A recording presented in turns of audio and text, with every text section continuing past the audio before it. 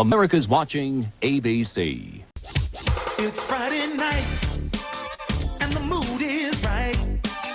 We're gonna have some fun, show you how it's done, TGIF. Hello, and welcome to Media Lit, where we treat each piece of media like great literature.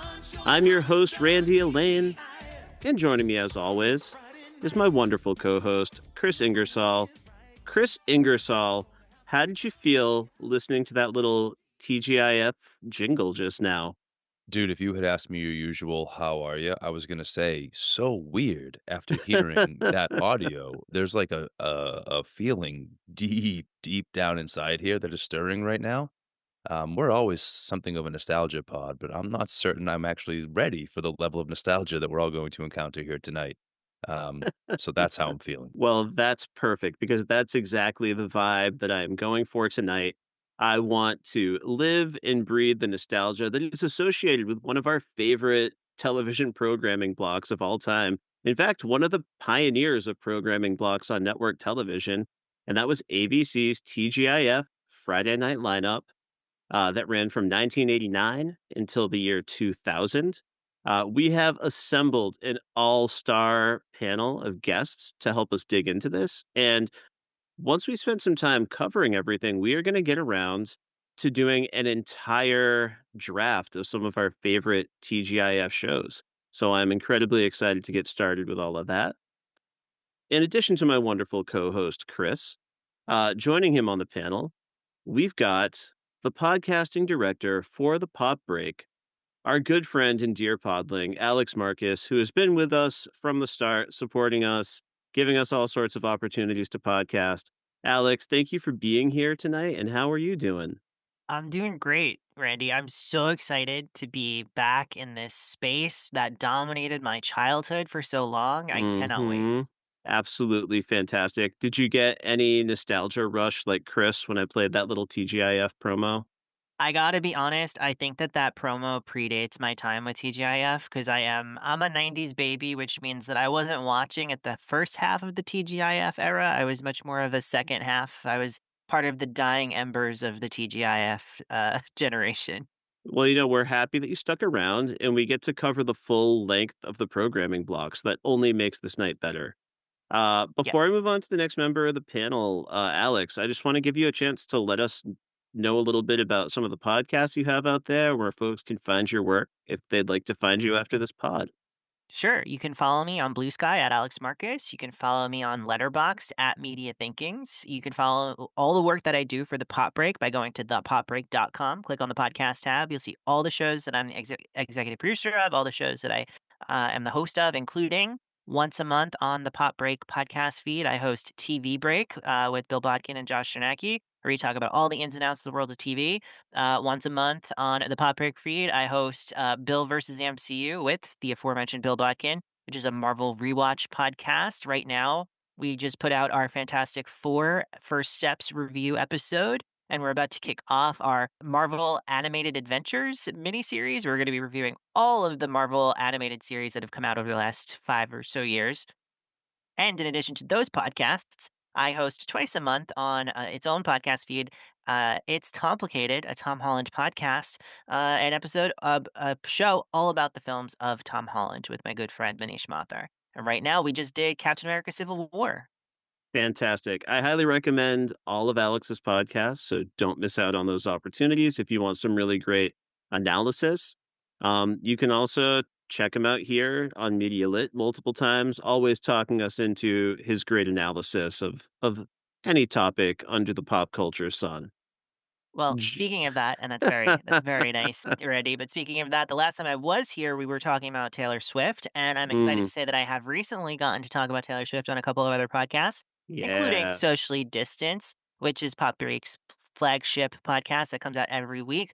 I stole the reins of that podcast this past week in order to interview the authors of Taylor Swift album by album. We talked So all cool. about the Taylor Swift Life of a Showgirl album announcement, and also their journey creating a book about every single album that they've created.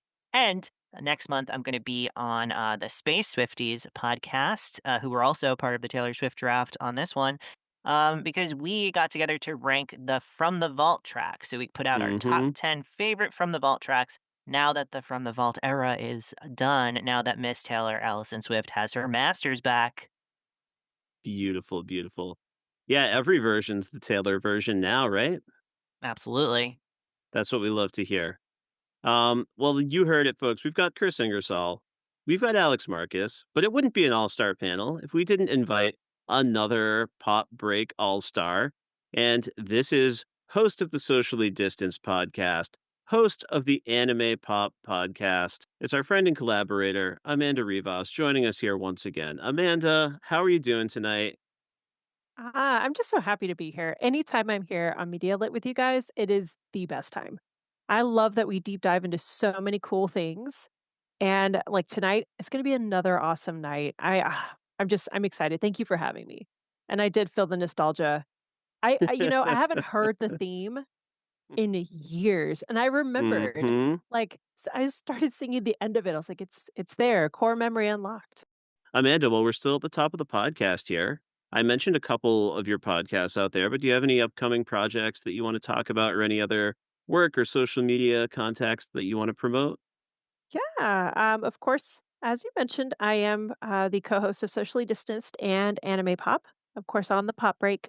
For Anime Pop, we just put out our Avatar: The Last Airbender draft. So Josh Sarnecki, my co-host and wonderful friend, did an amazing job organizing and putting everything together. Alex was part of that panel. It was so much fun, and it was so tough drafting because everyone put together fantastic teams.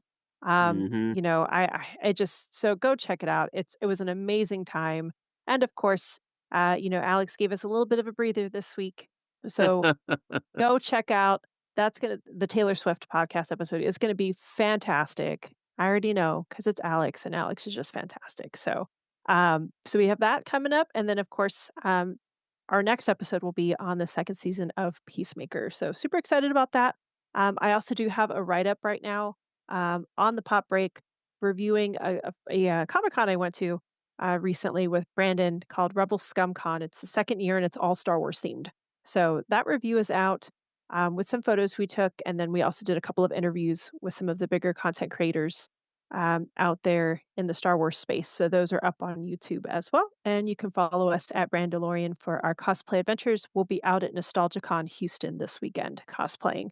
So I'm excited about that because we have a Clone Wars and a Star Wars Rebels reunion out there. So I'm excited.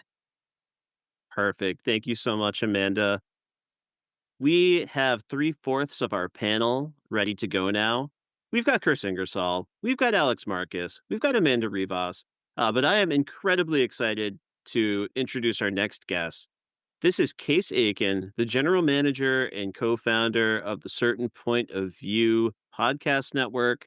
He is a longtime podcaster with multiple podcasts out there in the world. I've had the pleasure of appearing a couple of times on his Another Pass podcast, which is a very positive and constructive podcast in which panels get together and take a look back at some films that maybe had some room for growth or improvement, and try to celebrate what we loved about those films, but also how they maybe could have been even stronger. Um, and apart from that, he's just a really great guy, a really inviting guy. And he was one of the first people to invite me for a guest spot on a podcast. So really love this guy, both as a professional and just a good dude. Case, how are you doing tonight? And did I awaken any nostalgia with that TGIF audio clip? Oh my god, so much nostalgia. All of a sudden I was 5 years old and it's 1989 again. It was fantastic feeling that vibe of TGIF. Thank God it's Friday. Yeah, I'm so happy to be here. I am so excited to be on this show because we have been internet friends for now a couple of years, and it's wonderful actually getting to be on your show this time, and wonderful to chat about TGIF. Which when you asked me about this, I was like, yeah, of course I'm going to come on and awaken all the nostalgia. Trivia bits that I can get out of my brain. I was a TV addict and I was born in 1984. This is my exact demographic.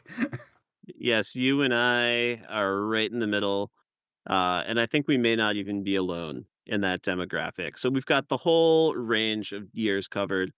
Case, before we finally get into this discussion and we continue to dive deep into this nostalgia, do you want to talk about any of your podcast projects or anything on a certain POV that's coming up that you want to shout out? Well, so I host two podcasts, Men of Steel and Another Pass. You talked a bit about Another Pass because that's the show you've been on. Men of Hmm. Steel is a Superman and Superman adjacent appreciation show.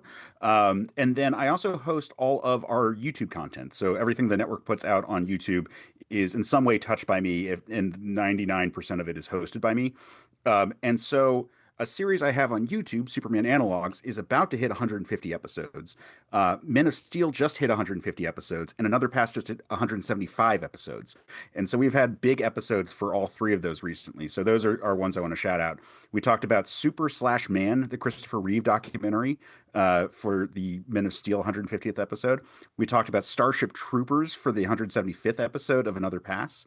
And then for the 150th episode, which hasn't dropped yet as of time recording of Superman Analogs, it's going to be on Meteor Man, if you remember that 90s Nice. comedy. Hmm.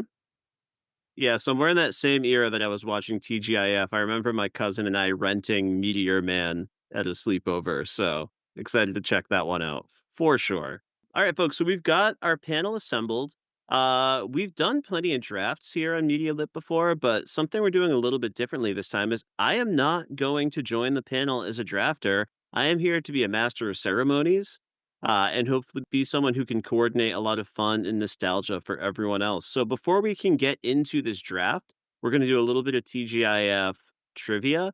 We're also going to drip in some TGIF nostalgia just a little bit. So I've got a few interludes planned just to celebrate a couple of theme songs and things like that. So I am going to play a little clip from the opening credits of one of the most well known TGIF shows.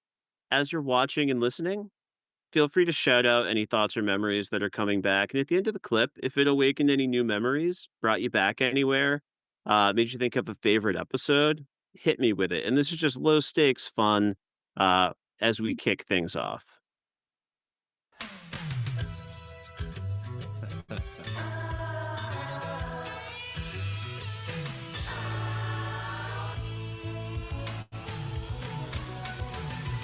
Whatever happened to predictability? The milkman, the paperboy, evening TV. You miss your old familiar friends, but waiting just around the bend. Stamos with that guitar. Unbelievable. What an icon. I had such a huge crush on him. I just love that you can feel the genuine connection there between everybody here on the show, that they all like each other. Yeah, absolutely. I love knowing exactly what era of the show we're watching the opening credits to because of the age of the cast. Like watching that Yeah. those kids grow up, you know exactly where they were in that moment. Well, and And they didn't have the also, twins yet. like, Right. Yeah, no Nick and yeah, no, Alex. no Alex Yeah. and Nikki, and that's Yeah, no, huge. Alex and Nikki. Seeing all of Whoa. those people who looked like such adults when I was a child watching them and seeing them now look like children was very upsetting to me personally. So thank you, Randy, for that. The both of you just said Alex and Nikki, and I'm not certain I've ever heard it said in that order before. I now would need to rewatch the Oh, whole wow. series and see if they ever utter their names in that order ever on the show. Well, as an Alex, I always put Alex first. Let's More be than fair. More than fair. And Steve made the credits, you guys. Like, you could tell they were that far along in their relationship where Steve was built into the regular credits. You mean Aladdin Aladdin? himself. Aladdin. Yeah, you gotta love Aladdin. And yeah, I mean, like Full House was really essential to launching TGIF. It was right there at the beginning of TGIF in its third season. A couple seasons later, it got shifted to Tuesday. So, Alex, you might remember this a little bit better as a Tuesday show or a show in rerun as you were growing up. But the fact that even you have those memories says something about the impact of this show. I think that I watched maybe the very last season live on ABC. I remember when like they have that episode in the final season where Mary Kate and Ashley get to share a scene together because Yes. Michelle Amnesia. like falls off a That's horse or right. something. Yes. That was a big deal. But for the most part, I watched Full House in reruns, and I've watched like every episode a million times growing up through reruns. Well, those are some initial thoughts on Full House. This won't be our last time to talk about it, so feel free to smuggle in your Full House thoughts as we move ahead. But we are finally ready for our first trivia round. So I'm going to ask all of my panelists to get their chat box ready because you are going to be sending me your answers. I'm going to give everyone some time to send in their answers, and then I will review them. I'll let you know how the scores came out. I will reveal the correct answers. And each trivia round has a slightly different format. This is going to be the most straightforward format. All right. There are 6 points up for grabs. And the way this round is going to work is you all potentially could earn all 6 points. You're each going to send me your answers privately and separately. This is a three-parter. I'm going to give you all 3 questions at once. So, in the context of this programming block, question number 1 is, what did TGIF stand for? Question number 2, what type of animated animal served as the TGIF mascot? And then this one's a really deep dive, but you can earn another 2 points if anyone can tell me the name of that animated mascot. I can tell that Kris did some homework. You can see that I did not do homework. Wow, way to like just throw out a curveball with the animated animal. I'm like completely stumped. I think I was fortunately prepared because I was curious about exactly the first question as I was preparing for this draft. It's like, wait, which came first? Was it the restaurant chain or was it the? So I went down a little bit of a rabbit hole. All right. Well, I'm looking back through all the answers. And what did TGIF stand for? Only one person got that answer correct. And I'm going to turn to another video clip to help answer this question for us.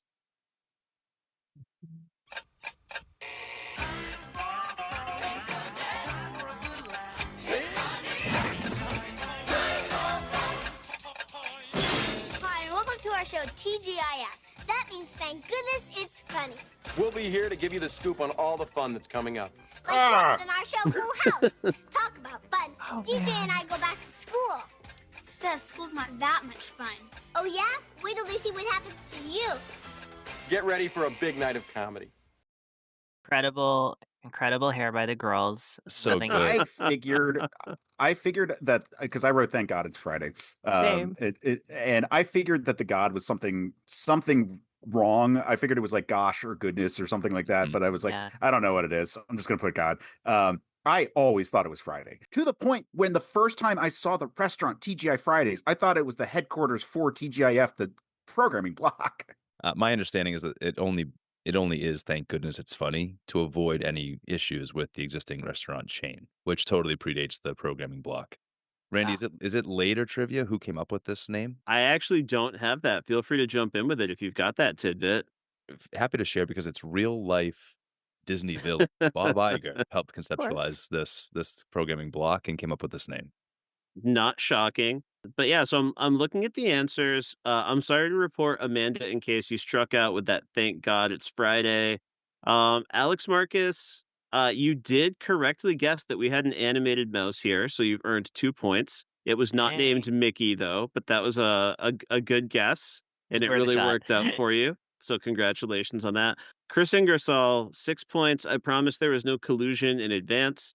All I wrote on the outline was there will be some light trivia. So I guess Kris really did some good homework. Thank goodness it's funny. The mouse. And Kris, what's that mouse's name? They weren't super creative. The mouse's name is No. Friday, of course. Yeah, Friday Ah. the mouse. Not the Oh. most Friday the creative mouse. name of all time, for sure. Yeah, Friday the Mouse, not even like Friday Mouse, like it's a last name, it's just Friday the Mouse. Does this programming block predate the time that ABC was owned by Disney? Because after I did this, I was like, wait, I guessed Mickey Mouse because I had no idea. But I'm pretty sure that Disney bought ABC while TGIF was running, not before it. That So- sounds right. That does. Bob Iger ends up at ABC, at Disney because of ABC. Yeah, February Yeah, he came up 96. through that. yeah. Yeah, Yeah, they didn't buy it till so- 96. It's actually a pretty interesting coincidence that they went with the mouse as a mascot. It makes sense that he was so scraggly and sickly looking in that animation and not happy and round like Mickey. Yeah, they didn't have those Disney animators on that one for sure. No. Yeah. No. All the budget went into those ponytails. Let's be real. Yes. As for the trivia competition, Chris Ingersoll is currently in the lead with 6 points, but there are many points left on the table. We're going to take just a quick break to find out a little bit more about those personal connections. You've all been doing a nice job smuggling in some of your memories. But Case Aiken, it sounds like we were born the same year. So I'm going to go to you first. Could you just take a moment to tell me a little bit more about your history with TGIF, what it means to you, and how it's endured in your memory? Yeah, so I mean, like TGIF as a block was very family focused, and so I think for all of us, it was a programming block that we were allowed to watch, even though it was a late night programming thing, and that was the intent for it as a block. It was like, okay, we're going to put family programming on what is normally the Friday night death slot, and then that hit. I mean, there are so many extremely quotable shows on here that had that 80s 90s style of like, here's a tagline for a main character, ha ha ha, that like Full House, just as a, how rude, or as an example of that one, cut it out, or any of Hmm. those others. All the characters had something like that, and that goes for Family Matters with Urkel. Obviously, did I do that? Or for so many of the other shows on this list, that they were just in the zeitgeist. It was goddamn everywhere. Hmm. And when I was a kid, this was just what we talked about. It was our pop culture. It uh, that and like Game Boy and Nintendo. Perfect. Amanda Rivas, how about you? Tell me a little bit about your background at TGIF. Yeah, I mine's not too dissimilar from Case. I think it was one of the programming blocks my sister and I were allowed to watch. Hmm. It was something we watched together a lot. Um, we grew up big Full House fans, big Family Matters fans, Boy Meets World fans, like pretty much everything on the list that we had, we watched almost everything. Um, I had a lot of I had this is why I don't have bangs. My mom cut bangs in my hair because she was like, "Oh, look, it looks good on Stephanie and DJ." No, I did not work the same way on me. I had these terrible bangs, and that's why I've not had bangs since like 3rd or 4th grade because of it. Um, but it was a lot of fun. It was a great time for us to get together and watch TV. I think it had just enough, I think, kind of adult engagement where it wasn't Mm, something intolerable for my parents to watch. My dad could actually sit down and enjoy it with us and not like be like, "Oh, it's mhm, another kid show." Um, so it was a lot of fun, and I think hit us at a time when we were growing up into teenagers, and a lot of kind of the shows and like some of the problems like that the kids went through were things that we could relate to. And a mhm. lot of the fashion, like a lot of the clothes, I'm like, "Oh, I wore that. I wore that too." Yeah. My sister had my sister had the pigtails. The Stephanie Tanner pigtails. But Incredible. it was a lot of fun. For me, it definitely hits home like family because that was one of the times we would get together and stay up late and watch TV during the week. I think that's beautiful. I'm mainly going to focus on the panelists today, but I'll occasionally smuggle in some of my memories as well. Yes, and to what you all said, I'm just going to stick to the personal. When I think of TGIF, I think of, yeah, staying up late. It's a special snack you get to eat in the living room and watch TGIF. And when you're a certain age, it doesn't get much better than that. Quite frankly, I still think that sounds like a pretty great night at home to this day. Chris Ingersoll, it's well established knowledge on this podcast that I've got about 4 years on you. So, how did that impact your experience with TGIF? Quite similar to yours. I was gonna say that for me, it was less about, being allowed to watch programming because I grew up in a household where there were no lines. Like, I Hmm. saw Full Metal Jacket way too young. If my parents were watching it, we were probably watching it, and, like, you got the old, like, "Cover your ears, close your eyes" type thing. So it wasn't about being, like, allowed to watch a thing, but this was very much for us a family-centric moment. This is how we got together as a family. It was in front of the television, it was on the couch, and TJF was a huge part of that, but not just for my household. I had these really wonderful memories of going to my aunt's house for Mm, Friday night pizza and a sleepover with the cousins, and getting to watch TJF together there, and it was, like, that much more special that it wasn't just, like, our little household or theirs alone, it was all of us together, that big energy, and all those laughs. The quotable lines from shows like Full House became shorthand. right? Mhm. Every one of us grew up communicating with their families by way of "cut it out," "how rude." The number of times my cousin said "how rude" to us, incalculable, incalculable. The language of these shows was a huge part of our family, and, yeah, to this day, I think if we got together, there are certain things we could say to each other or certain even looks we could give, like a Stephanie or a Michelle look that would communicate everything we needed to communicate in that Yes. moment. We'd probably just split into laughter. Perfect. And, 90s baby, Alex Marcus, tell me about your history with TGIF. Yeah, so it's a bit later than you guys. I probably started watching it when I was like probably like 1996, 1997 range. So a lot of the shows that are the classics are shows that I actually didn't even watch on TGIF proper. I watched in syndication because, I would like get home from school, do my homework, watch Power Rangers, watch Oprah, Mhm. and then I would watch whatever sitcoms were on. And a lot of the times we were talking about Family Matters, we're talking about Full House, things like Boy Meets World, right? I watched a lot of that stuff in reruns with like getting to catch like maybe the last season or two live when it was airing. So I was kind of experiencing these shows like through time travel, whereas like I'd be watching like the old stuff from 5 years ago and the new stuff all at the same time. But my mom was very strict, not about what we watched, because I was a very responsible kid and I would say, like, this Mhm. doesn't seem appropriate for me. I don't want to watch it. But she was very strict about bedtimes. And I had a 7 o'clock bedtime growing up. Mhm. So the only night of the week that I didn't have a 7 o'clock bedtime was Friday night when I got to watch TGIF. And no, I didn't do it through family bonding like you guys. So nice. I had a TV in my room at a pretty young age because brief sad story, I was, like, constantly in casts and crutches growing up, Oh, no. and so because of that, like, my room was, up a big flight of stairs, so a lot of times, like, if I was upstairs, I was just upstairs, and so Mhm. they let me have a TV, and so I would Wait, get to question. Are watch you Mr. Glass? basically, I am just, like, not a sociopath, as it turns out, but otherwise, yes. Thank Uh, goodness. and so, as a result, I got to, like, stay up late and I had my TV in my room, and it was like, "You have to go to bed when 2020 starts." So I'd always, like, get to watch all the shows and whenever I saw Hugh Downs, I had to turn the TV off. And that was that was sad. But I was happy to experience that all by myself. It was a lot of fun. The shows for me that mean the most to me are more like Sabrina the Teenage Witch, for instance. That was like Yep. an iconic show growing up. And like The Boy Meets World, definitely, especially when they go off to college and stuff like that, more so than the middle school days. That was stuff I caught up with later. But yeah, Sabrina, a number one. Love that show. Meant so much to me. Don't want to tip my hand too much in the draft, but I'll be Sure. very upset if I I was don't get feeling the it. same way. Like, what do I say? How do I celebrate this without giving away my whole draft strategy? Well, Yeah. I wanna thank you all for sharing your histories, and I'm gonna reward you with our second, opening credits interlude. This is just for fun reflection.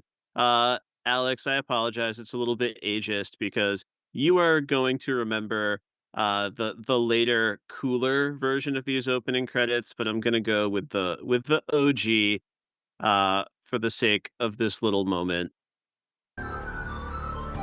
So good.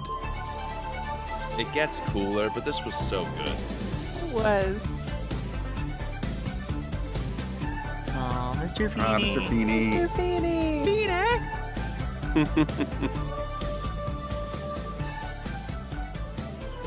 Her hair is so big. Yeah. Oh, that was my Will crush. Friedle. And you can tell when it was still such a budding sitcom. They haven't established the ensemble cast yet. It's like all about Yeah. Corey in these credits, It's right? all about Corey. It's all about Corey. Yeah. Good old Corey. Core, if you will.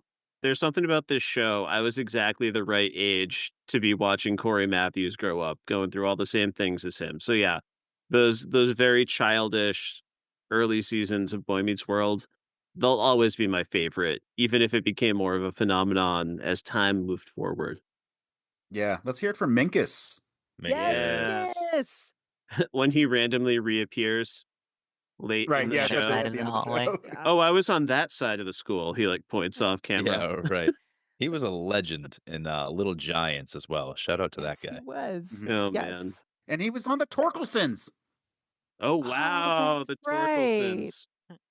Boy Meets World is the first time that I encountered the idea of like a retcon because like I Mm. watched the show when they were in high school and college, and everything that they talked about was like, oh, Corey and Topanga, they were destined to be together. They were in love always. But then I went back and I watched like in middle school and like they hated each other, and I was Yeah. so confused. It was Yeah, like, what? But you dude. told me that they were always in love with each other. Like, what are you talking about? Weird Topanga is the true Topanga as far as Hell I'm I yeah. know. concerned. We've Yeah. established that in this podcast before, I think. Also, Topanga is a name that has lived on in many of my D&D campaigns as a sentient bear. That's Nice. great. Now that is what you love to hear. That's incredible stuff. All right, folks. I am feeling a lot better about your chances in the next round of trivia. Uh, God. because just listening to all of you talk, you've already expressed some love and appreciation for some of the things I am going to test you on right now. So I know I'm going to get some correct answers here. I think everyone's walking away with some points from this next section. So here's how this round of trivia is going to work. Once again, you're going to be texting me your answers in the chat box. But what I am going to do is play a brief clip of a catchphrase from a TGIF show, and you are going to text me, to the best of your knowledge, the first and last name of the fictional character. Now, I am not going to Can I hold your... swear on this podcast? Yes. Fuck you. Now, Great use. I'm going to of get the so many swear. first names, and that's going to be it. I know. well, I feel that. I am not going to hold your feet to the fire too hard with spelling. If it seems like a reasonable approximation of the correct answer, I'm going to give you the benefit of the doubt on those. Do we get for sure. partial credit if we get one half of the name Yes, correct? you do. So if you Okay. get just a first or just a last, you still get 1 point. If you get Okay. both names, you get 2 points. Thank you for that clarification. So Such a generous teacher. yeah, maybe just a half of a fuck you, instead of Just the a fuck. full. Alrighty, folks, get those typing fingers ready. And this is just going to be an audio clue, so you can listen for the first one. Got it, dude. You got it, dude. Got it, dude. As I predicted, we are 4 for 4. Everyone got the full 2 points by correctly identifying Michelle Tanner from Full House. Congratulations. Great job. I think we've already quoted that at least once today, so I know that these mean something to all of you. All right, here is your next catchphrase. Again, I need the first and last name of the character. Here we go. Mr. Feeney? Mr. Feeney! Okay. Feeney!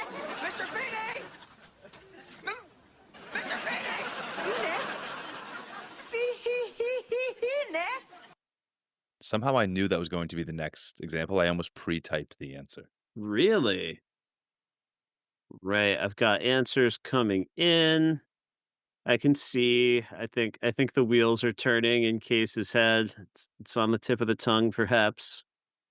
It is, and I know the actor.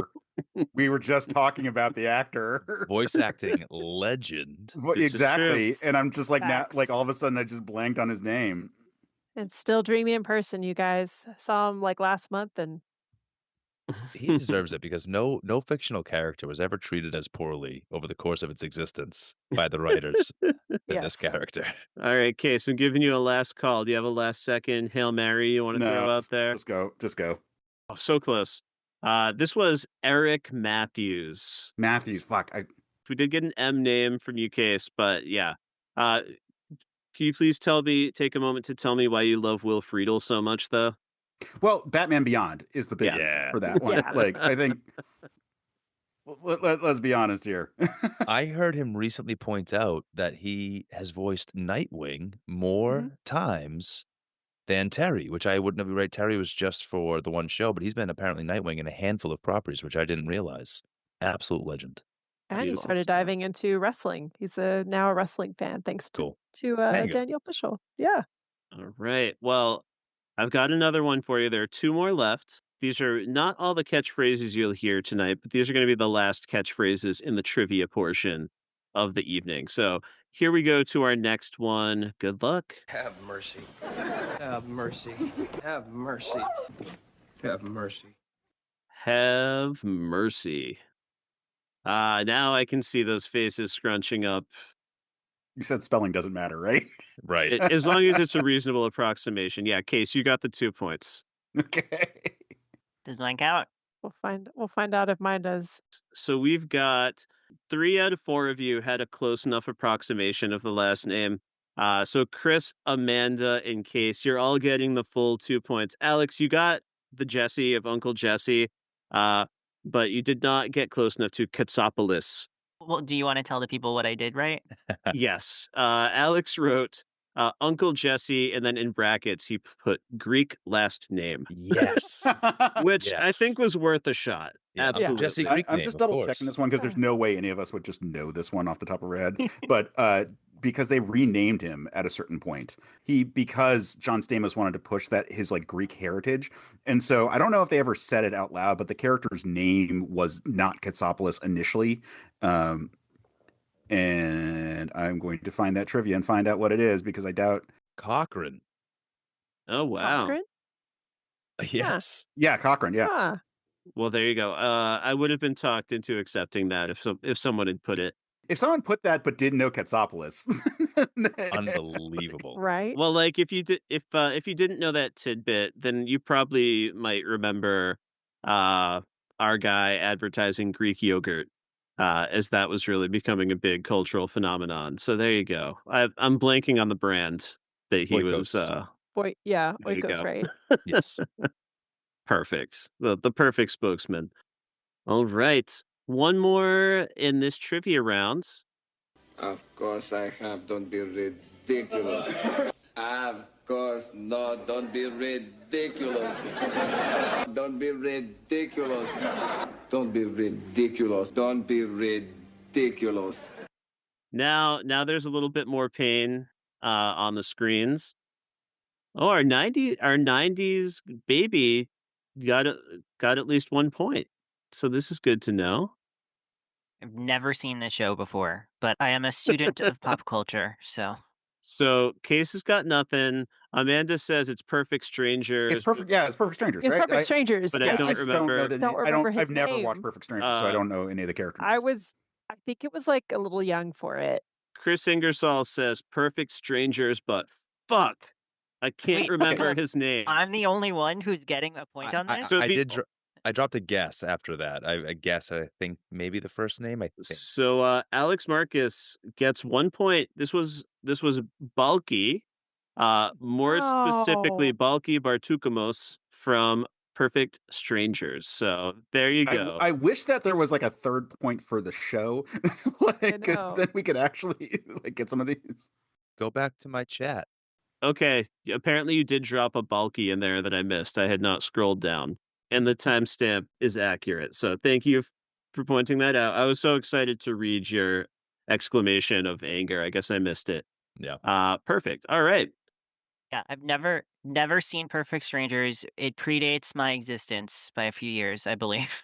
But I feel like wasn't it on the like kind of very early part of Yeah, TGIF, and then it was wasn't it one on of the the way launch out? shows, right? Yeah, it was one of the launch shows. It was Yeah. already established. All right. I'm going to hit you with a speed-based question for 2 bonus points. If anyone can shout this out the fastest. Keanu Reeves. Since we're on Perfect Strangers, which other TGIF show is a spin-off of Perfect Strangers? Family Step by Matters. step. It matters. Step by step. It was Chris Ingersoll with Family Matters. I Yes. Oh, did that's too. Harriet right. Winslow was an elevator attendant, and Carl appears as a not super competent police officer in an episode of Perfect Strangers. Not quite the beloved I don't remember competent that. father figure we know, but yes, Carl is there. I said it too, but I think Chris said it slightly before me. So if Yeah, only one person can get credit. I heard it from Chris. I don't know, second faster, something like that. It could be an internet flaw, perhaps, but Colluding with your co-host, I get it. I know yeah, Chris. collusion. I was gonna say, Chris, it's like, this is not maybe looking good. we at give it all. to Alex. I think is the right thing to do. It's Yeah, that. It's that. you want to give it to podcaster Alex? Let's do it. mind meld. Yeah, I'm happy to give it to Alex. It's going to Alex Marcus. I love it. Especially since he's the 90s kid, this has been very much geared toward the 80s children, so I think it's only right. Thank you, Kris. This is why I need you here on the show. You've got to keep me on the side of good.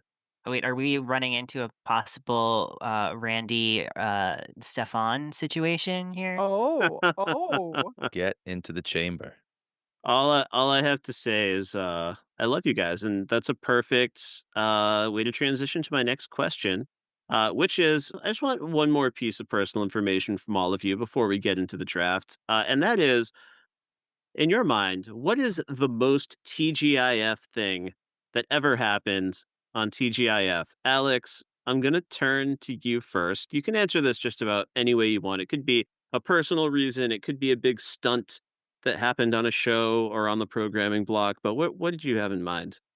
Yeah, I think the most TGIF thing to me is probably my dearest memory of it, which is when we all had to go to Wendy's to get our 3D glasses Yes. so we could watch the 3D, like the whole lineup in 3D. And then I don't remember anything particularly interesting happening in 3D, but I remember being so excited that we all were going to go to Wendy's and get 3D glasses just to watch 3D on my TV. It was so cool.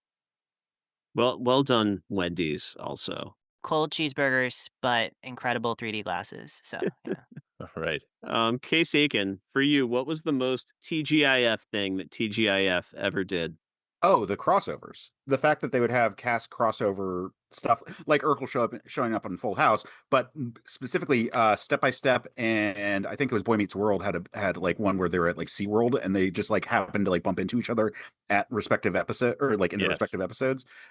So the fact that you had the programming block and you could have that interconnectedness to it all, because I'm a Marvel Comics fan and a comics fan in general. I love interconnected universes, and the fact that TGIF did that was the thing I loved. Absolutely perfect. that reminds me of the time when Full House went on a Disney cruise, which was just corporate Yeah. synergy, but we love it. It was great. Steve was Aladdin at Disney. I remember it was a 2-part episode, and there was like a dramatic thing in the middle of like, is this gonna ruin the vacation? And then like, obviously not because it's Full House. Yeah, I think Right. just about everybody went to Disney. In fact, as we record this, I'm recently returned from a week in the Magic Kingdom. And one morning as we were getting ready, I put on the episode of Boy Meets World when Corey chases Topanga to Disney World to try to get her back after breaking up with her. So yeah, it was fun. It was fun to see what had changed and what hadn't changed over in Disney World, over in the House of Mouse, but not Friday the Mouse, Mickey the Mouse. Amanda Rivas, what is your most TGIF thing that ever happened? So kind of a twofer thing. Mhm. One was the fact that I learned who the Beach Boys were because they always were on Oh, Full yeah. House. Oh Like yeah, Yeah. every time. Great. And Me too. Yeah. I would just like, who are these guys? And of course my mom would get all excited. She's like, it's the Beach Boys, it's Brian. And I'm here like, but why is Uncle Jesse, who's supposed to be like younger and hip, like rolling with the Beach Boys? So I remember being very confused about that, but they made a lot of cameos. And then there was the whole music video that, Mhm. Jesse did with the song, and it was Mhm. very like the lighting in the video. I remember all of that. Um, and then the other also involved Full House, and that was learning that, and I remember this going around and because I bought an Alanis Morissette CD and oh, learning that You Ought to Know is about hey, cool, yay. Uncle Joey, and I was like, "Wait, what? Like, Wait, with the puppet guy? Like, that is who this song is about?" And that Amanda, permanently burned in my that's like brain. the least TGIF I thing. know, but I had to, like, counter both because I felt like well, kinda. I mean, if you think about it, TJF, you had a lot of drama in the relationships. Mhm. Sure. Like, between these 2 characters, between characters, like, long-standing, like, romantic tension, are will they, won't they? Well, clearly we know that this romantic relationship did not work out, Mhm. and it was immortalized in song, so it kind of felt, you Fair know, enough. Just Yeah, very Dave dramatic. Coulier thought that TJF stood for Tonight, God damn it, I'm fucking. Yeah, right? Is it Yeah, made I out of wood? would. Oh, no! All right. Well, I have to sign off now. This was fun. Thank you, guys. I was just gonna say it's more of a you can't do that on television type of thing. It's very perhaps. much. We all need to cut that out. That's enough. Yeah, absolutely. Oh man, Amanda, did you know that John Stamos currently on tour with Beach Boys? Yeah, that's forever in my Wow. brain. I feel like he is another Beach Boy. He's Yeah, just like he's an honorary all Beach summer Boy at this long. point. He was They're touring all the beach country men with the Beach now. Boys. He's a beach boy. Yeah, yeah. All right. Chris Ingersoll, bring us home. What's the most TGIF thing that ever happened on TGIF? I thought Case was gonna nail this one because the cameos are so iconic, right? And sometimes you had the character appearing. Sometimes it's just the actor. Like Jason Marsden was all over every show that was on Mhm. TGIF, but always different characters. He was just always Cat. Yeah. Also, voice acting legend. Yes. Yes, Yep. absolutely. Shout out to the Goofy. Max of Goofy movie fame. Yeah, Mhm. Thackeray Binks as well. Hocus Pocus. Yes. Woo! There was one moment where they took that to the absolute max, the absolute extreme. I think it was Step by Step second episode. They literally launched Urkel from the end of his episode on Family Matters with a Yeah. jetpack through the Winslow roof and into the Chicago sky so that Mhm. in the very next show he could land in the backyard of Step by Step and crash through their barbecue picnic table. Brilliant. Bridging the two shows together that way, using that character who was so iconic, so popular, totally usurped his own show, made it his thing. He became that connective tissue everywhere. But like, it's one thing to have him appear and talk to Stephanie Tanner and help her get over her glasses. It's a different thing Mhm. entirely to have him literally like in the same jetpack launch from one show to the next. Yeah. Pretty cool. While we're talking about crossovers, can I just briefly say that my favorite crossover was when Salem ate the magic ball and Yep. sent Yes. everyone through time across all of the different shows. That was I was Mhm. the exact right age for that to happen, and that was very exciting. That's good stuff conceptually. That is fun, connective stuff. It It's like is. MCU Mhm. before it was the MCU was Yeah. TGIF. Oh, yeah. And this was when they were really trying to make Teen Angel happen and You Wish, which I did not remember. I mean, Teen Angel was, if nothing else, memorable. Oh, For for sure. sure. We'll definitely get it. Left an impression on 8-year-old me, that's for sure. I'll All never right. forget it. We've got one more, low pressure moment of nostalgia. So here we go. Any place, anytime. This was one of my favorite shows in the lineup. I love this show. Same. Mm-hmm. And I remember only this being big enough that on Sliders, when they went to a world where it was all women, because all the men had died, there was a show on TV that was hanging with Mrs. Cooper. Yes, Cool. that's right. This is not the theme song that I most remember. I do remember this one. Are you a Soul Man guy, Chris? I'm a Soul Man guy, yeah. Mhm, Yeah. mhm. I watched this show religiously, but in reruns. I don't think I ever watched it when it was on live. I was really sad when it went off the air. I think I was very upset and had to take a moment, if I remember correctly, when this show was no longer airing. I was like, I loved this show. Holly Does- Robinson Pete, undefeated. Mm-hmm. Facts. Does Yeah. Omar Gooding's Style character icon. serve to spin that off? No, never mind. I won't say anything. Never mind. I mean, Omar Gooding will forever be Wild and Crazy Kids for me, Yeah. Yes. for sure. And of course, But Wild and hanging Crazy with Mr. Kids. Cooper. Well, and Smart Guy, I was going to ask if his character bridged the gap to Smart Guy. Oh, wow. Yeah, I'm not I didn't sure. even think about that. Weirdly enough, there's a connection here to why I never got into watching the show Survivor. Because they pitched it as like people surviving on an island. And then I watched the first episode and I was like, oh, it's just Wild and Crazy Kids. That's not what I Really? signed up for. Alrighty, folks. We are going to go into our last round of trivia. But this one, it's the highest pressure round of trivia we've done yet. I am going to play the audio of a theme song. You have to write in with the name of the television show. However, you only get one guess, but you are rewarded for speed. So the first person to write in with the correct answer gets 4 points. The second person gets 3. Third person gets 2, and so on. Assuming you get a correct answer. What do you think? Are you ready? I'm going to be watching like a hawk. I'm going to get my first. This is just audio. I don't want to give you too many other clues. But here we go.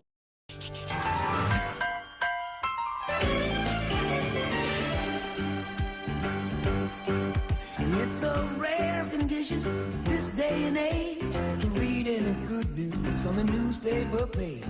Love and tradition of the grand design, some people say is even harder to find. Well, then there must be some magic clue inside these gentle walls. 'Cause all I see is a tower of dreams, real love bursting out of every scene. Days go by, we're gonna fill our house with happiness.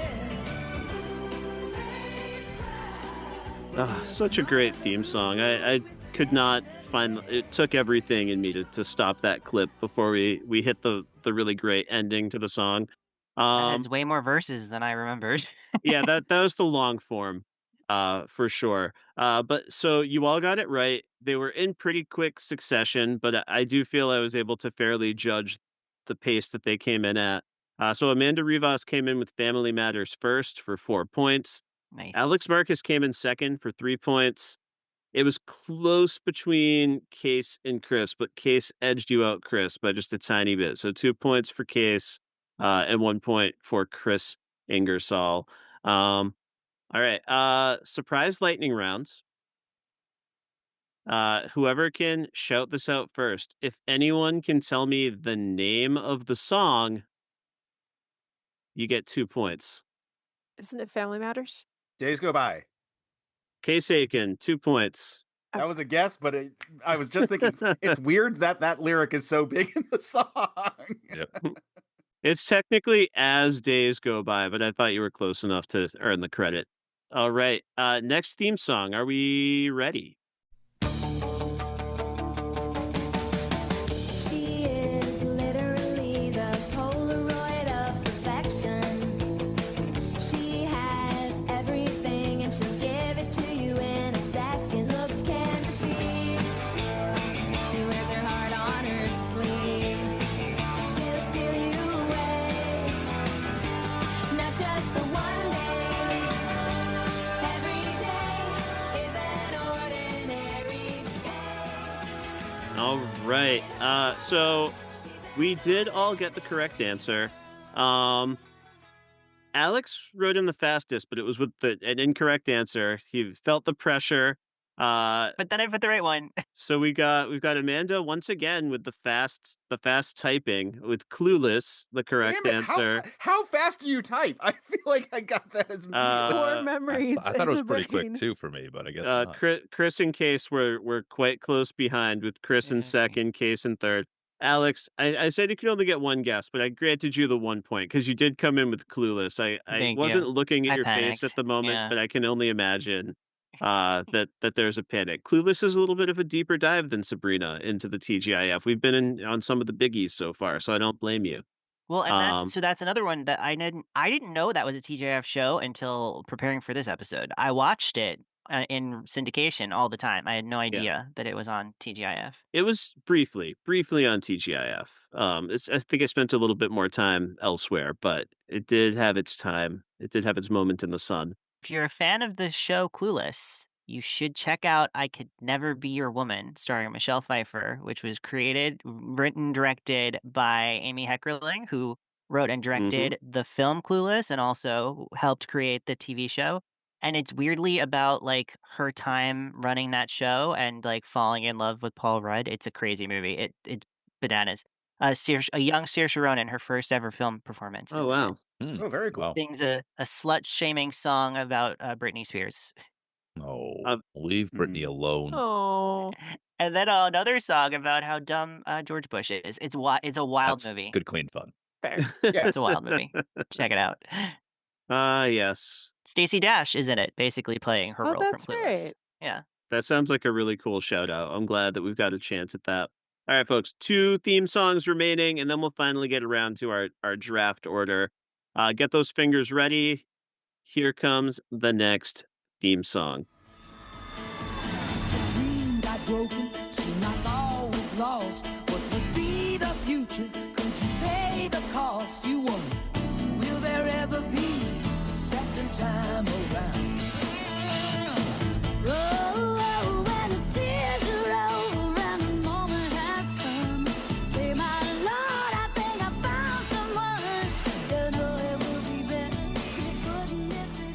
I don't remember this at all, I guessed. Well, you know what's funny is that I had this one like hotkeyed ready to go.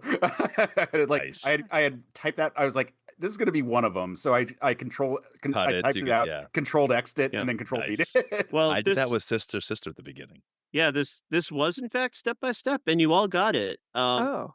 Case was the fastest on the draw, followed by Alex Marcus, followed by Kris. Amanda, you were the slowest on this one, but you did come Yeah. in with the correct guess, and you got the correct show. Those opening credits go pretty hard. Yeah. Step by step. day by day. So Fresh I've only start watched. over, a different hand to play. I haven't watched like much of it. I Yeah, don't it remember was much it of was it. before my time in terms of being on TGIF. I remember there was a brief window where I want to say at 11 o'clock on a Saturday on the USA Network, it was on reruns, and I watched a love few it. episodes of it. So listen, I forgot to offer you a bonus question last round. I'm going to go back to that one, but first I'm going to do it for this step-by-step theme song. If anyone can shout out the name of the song first, you get 2 points. Go. Step by step. Second time around. Chris Ingersoll gets it with second time I don't know why I'm around. trying so hard. It's very obvious what the name Yeah. is. I'm always like, what could it be? It's just what they say over and over again. It's one of the lyrics. All right, and then I apologize for doing this out of order, but I'm gonna step back to Clueless for a minute. What is the name of the Clueless Ordinary theme Girl? Ordinary song? Girl. Ordinary Girl. I didn't say go yet, but this was my fault. So what I'm gonna do, I think everyone but Chris said Ordinary Girl, so I'm just gonna give you all the 2 points, Including me, uh, who was minding the rules. No, you should be penalized as a rule follower. Yeah. That's gonna be your co-host penalty. If you were a guest, you absolutely would be getting the good Fair. behavior points. Lawful good is lawful for sure. stupid. Although I just accidentally gave you the points instead of Alex on my little sheet. So Because you're there we also go. lawful good and you knew the right thing to do. There you go. All right, we've got one final theme song to guess, and here we go.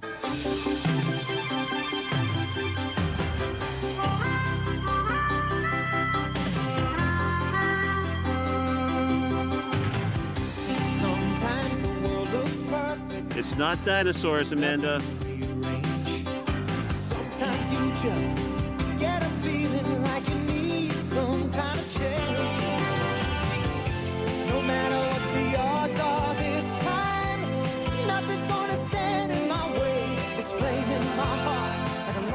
It's not New Attitude. It's not Odd Man Out.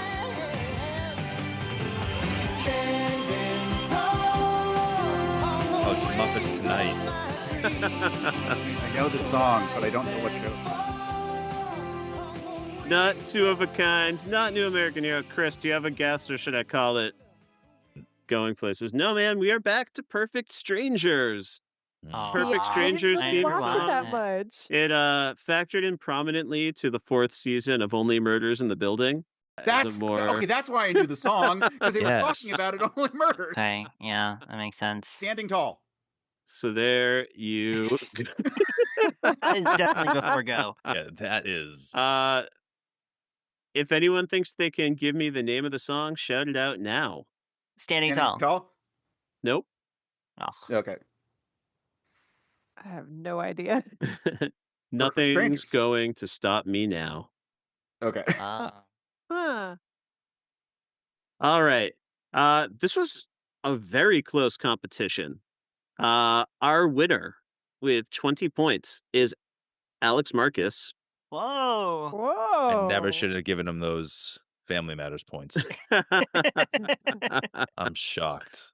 I thought I had enough cushion with my 6 points in the beginning. So, Alex, as a reward, you get to pick your draft position if you want to draft first, second, third, or fourth. This will be a snake draft, so drafting fourth lets you pick Yeah, up I a want to go turn. first.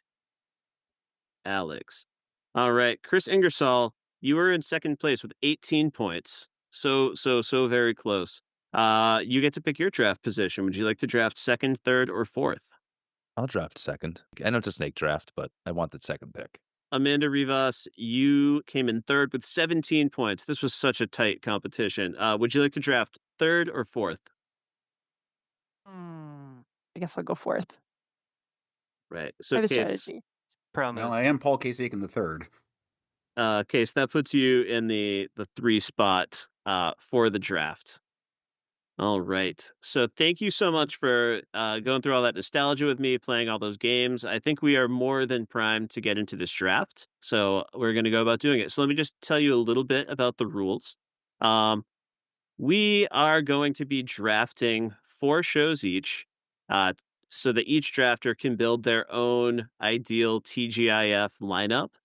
At the end of the exercise, everyone's going to tell me what order those shows are going to air in, what comes on at 8 p.m., what closes it out at 9:30 when the little kids are getting sleepy, all that good stuff. It's going to be done in a snake draft format. However, it's not that simple because you never know on these sitcom shows when a new obstacle or problem might arise that needs to be solved. So there are going to be some potential problems that befall you in this draft. You may not end up with the picks that you want at every turn. There are going to be some surprises, some bad, some good. So, you will be a little bit at the whims of the gods. Now, I have not like booby trapped any particular shows. I love a game. So I've got a little digital die here. And this is all going to be based on dice rolls when you get a positive or negative effect. As for what's eligible in the draft, it's going to be all 29 shows that appeared on TGIF. I guess I should say 29 out of 30 shows because I decided to make the show Making the Band ineligible for this draft because I want to stick to the sitcom vibes. That was a show that has its merits, but it was kind of like that last gasp of air for TGIF trying to find new pathways towards being relevant. And I don't want to really put that at the center of this particular conversation. They were ahead of their time, and though, because Mhm. American Idol came around a couple years later and took the world by storm, and that was just, if nothing else, it was just like a precursor to like a follow up Mm, to making the band. So interesting. Perfect. I'm gonna try to be a good dungeon master here, so I'm not gonna get deep into the math of these dice rolls that I've planned out. But all I will say is that your odds of peril go up in each of the 4 rounds. Nice. So mathematically, you're more likely to have a problem as we get deeper into the draft. But you never know. You never know how those dice are and gonna so roll. and so like if we pick and then you roll your dice, what Yeah, happens? you'll see. Oh, Okay. We don't You'll know yet. so don't you'll get see. attached to my shows. That's the gamification element. And then finally, the only real restriction I put on our drafters is I sent everyone a list in advance, and I broke these shows into 12 shows that I called the staples. And these were shows that lasted at least 2 seasons on TGIF before they got moved elsewhere. I did make a couple of exceptions for shows that were only on TGIF for 1 season or part of a season, but then continued to have a successful run as a television show elsewhere. Um, and I put everything else into a category that was broadly called failed experiment. That's not a commentary on the creative merits of each show. There are some terrible shows on that list. There are also some really great shows that just didn't fit the time slot. You've got everything in between. You've got shows that ABC was experimenting with there. You've got shows that were hits. And you also have shows where they literally just put them on TGIF to die after they had already been canceled. Like, yeah, we can run them out on TGIF over the summer. So you've got all sorts of levels of quality here. Um, but I think you guys can see the pattern in tonight's episode. I am just nostalgia bombing you all the way. So I am not just going to call our rounds rounds. I'm going to call them episodes of our own programming block. And this is TGIF. So we can't jump into this without some hosts to introduce us. We're gonna have some fun, show you how it's done. TGIF. Come on, everybody, settle down now. Time for TGIF. Tonight on Family Matters, Urkel gets upset when Laura picks someone else to be her Valentine. Aw, poor little dude. Hey, well, don't worry, Dana. You'll always be my Valentine. And you'll always be the bane of my existence. Yeah, see? Told you she's crazy about me. Oh, shh. The show's on. All right, folks, the show is on. And Alex Marcus, you have got the first pick on the board. Okay, so with my first pick, I am picking my favorite show of all of these shows, and I hope to God you don't roll the dice and turn me into a dragon or something. I don't know what's going to happen there. But I'm picking someone who might turn me into something by accident once while she was getting her magic under control, Mhm. and that is, of course, Sabrina, aka Sabrina the Teenage Witch. I love this show. I love Melissa Joan Hart. I felt like a really strong personal connection to her because I followed her over from Nickelodeon and Clarissa Explains It All over to Sabrina show where she got to kind of like upgrade to the big time. I love the kind of blend of comedy and magic and romance and teen angst. It was all of the things that I loved so much as a child, and I shouldn't have because I was much too young. But the show is pitched perfectly towards me to be able to appreciate it. So it's like silly, it's fun, it's got a angry assistant principal who always has problems and ultimately finds love, and also great showcase to wonderful character actresses playing her aunts, and Mm-hmm. an iconic special guest star appearance by RuPaul, where Right. he gets to be both in and out of drag, and Mhm. that was really something I was glad to see as a child. So, Awesome. And don't forget Salem, the MVP. oh, I mean, Salem is the best. We love Salem. Yeah. Also, I know this is technically outside of the scope of TGIF, but when she switches to UPN and goes Mm-hmm. off to college and gets that Yeah. vitamin C era orange hair, that all meant a lot to me as well. So, Classic. Beautiful pick, perfect pick. And everything on your sitcom is still moving smoothly, so you are safe. okay, thank goodness. I And didn't have to go through a magic door into the other realm. no, you did not. Chris Ingersoll, you are on the clock with the second overall pick in the draft. Yeah, I blacked out Sabrina before Alex even picked. I knew it would be his first overall pick, and I'm okay with that. It was, she was on my list. She was in my top 6, not my top 4, but my top 6. Mhm. I'm thrilled to be able to pick second so that I could secure for myself what I believe is the number 1 overall pick in this draft. Boy Meets World. Oh, okay. I grew up with these kids. I watched Corey grow from little Brillo head to big Brillo head. I watched Eric devolve from cool, suave, good-looking older brother. I mean, he was the good-looking guy to a person barely capable of putting together 2 words to form a sentence, but he could scream Feeny with the best of them. I love this show. This show taught me so much, right and wrong. It established some beliefs about what it meant to be a kid, an adolescent, to be in that first love of your life, to have that best friend. It taught me lots about loyalty in friendship and kindness, and I love this show. And I will never forget when Mr. Feeney is accused of being British, and he says, "I'm from Boston, you boob." Incredible. This would have Yes. been my first. This was my number 2 overall ranked show. So Same. excellent choice. Things also continue to be sailing smoothly on your sitcom, Chris. So Thank God. Special shout out to Sean, who was definitely my first real crush Oh, hey, in Sean. my childhood. Yeah. So I yeah, always wished my hair would move. My hair would never move, not like Sean's. yeah. I mean, he was probably the best of like the teenage male icons of this era. Sean Hunter. I mean, come on. I mean, I was an Eric Matthews girl. He was True. goofy. He was he's funny. more your type. That makes Yeah. sense. I like a boy who has That's to be rescued from a cult. That's just me. this. I He mean, is your type, though. I was like, uh, yeah. in light of our recent episode on Wild America, though, I should say no shade to JTT or Devin Sawa. Thank you. You Thank both you. belong in the conversation. Absolutely. All right, Case Aiken, you are up next. What is going to be your first pick in the draft? Not the goddamn mama, because I'm going for dinosaurs. Yes. It's the only show Nice. that I regularly rewatch as an adult. I'll go back and rewatch episodes, particularly the finale, which everyone knows is like oddly cold and terrifying and nihilistic. But it's a show that like really holds up. I think it's fantastic. It was so like it had the cultural cachet of all of these, like the not the mama memes that were going on. Like Yes. when I told my mother-in-law that I was going on this show to talk about TJF stuff and I mentioned dinosaurs, she was like, "Oh yeah, not the mama." And I was like, "Yeah, that's exactly right." You nailed it. I'm the baby. You have to love me. Yep. Yeah. Can I just say about dinosaurs very briefly that there's an episode of Dinosaurs where the teenage son turns into a werewolf, and that truly Yes. terrified me so much as a child that I still have like PTSD Wasn't it flashbacks from Where it. Human? I gotta look this up. I can't remember if it was Where Human.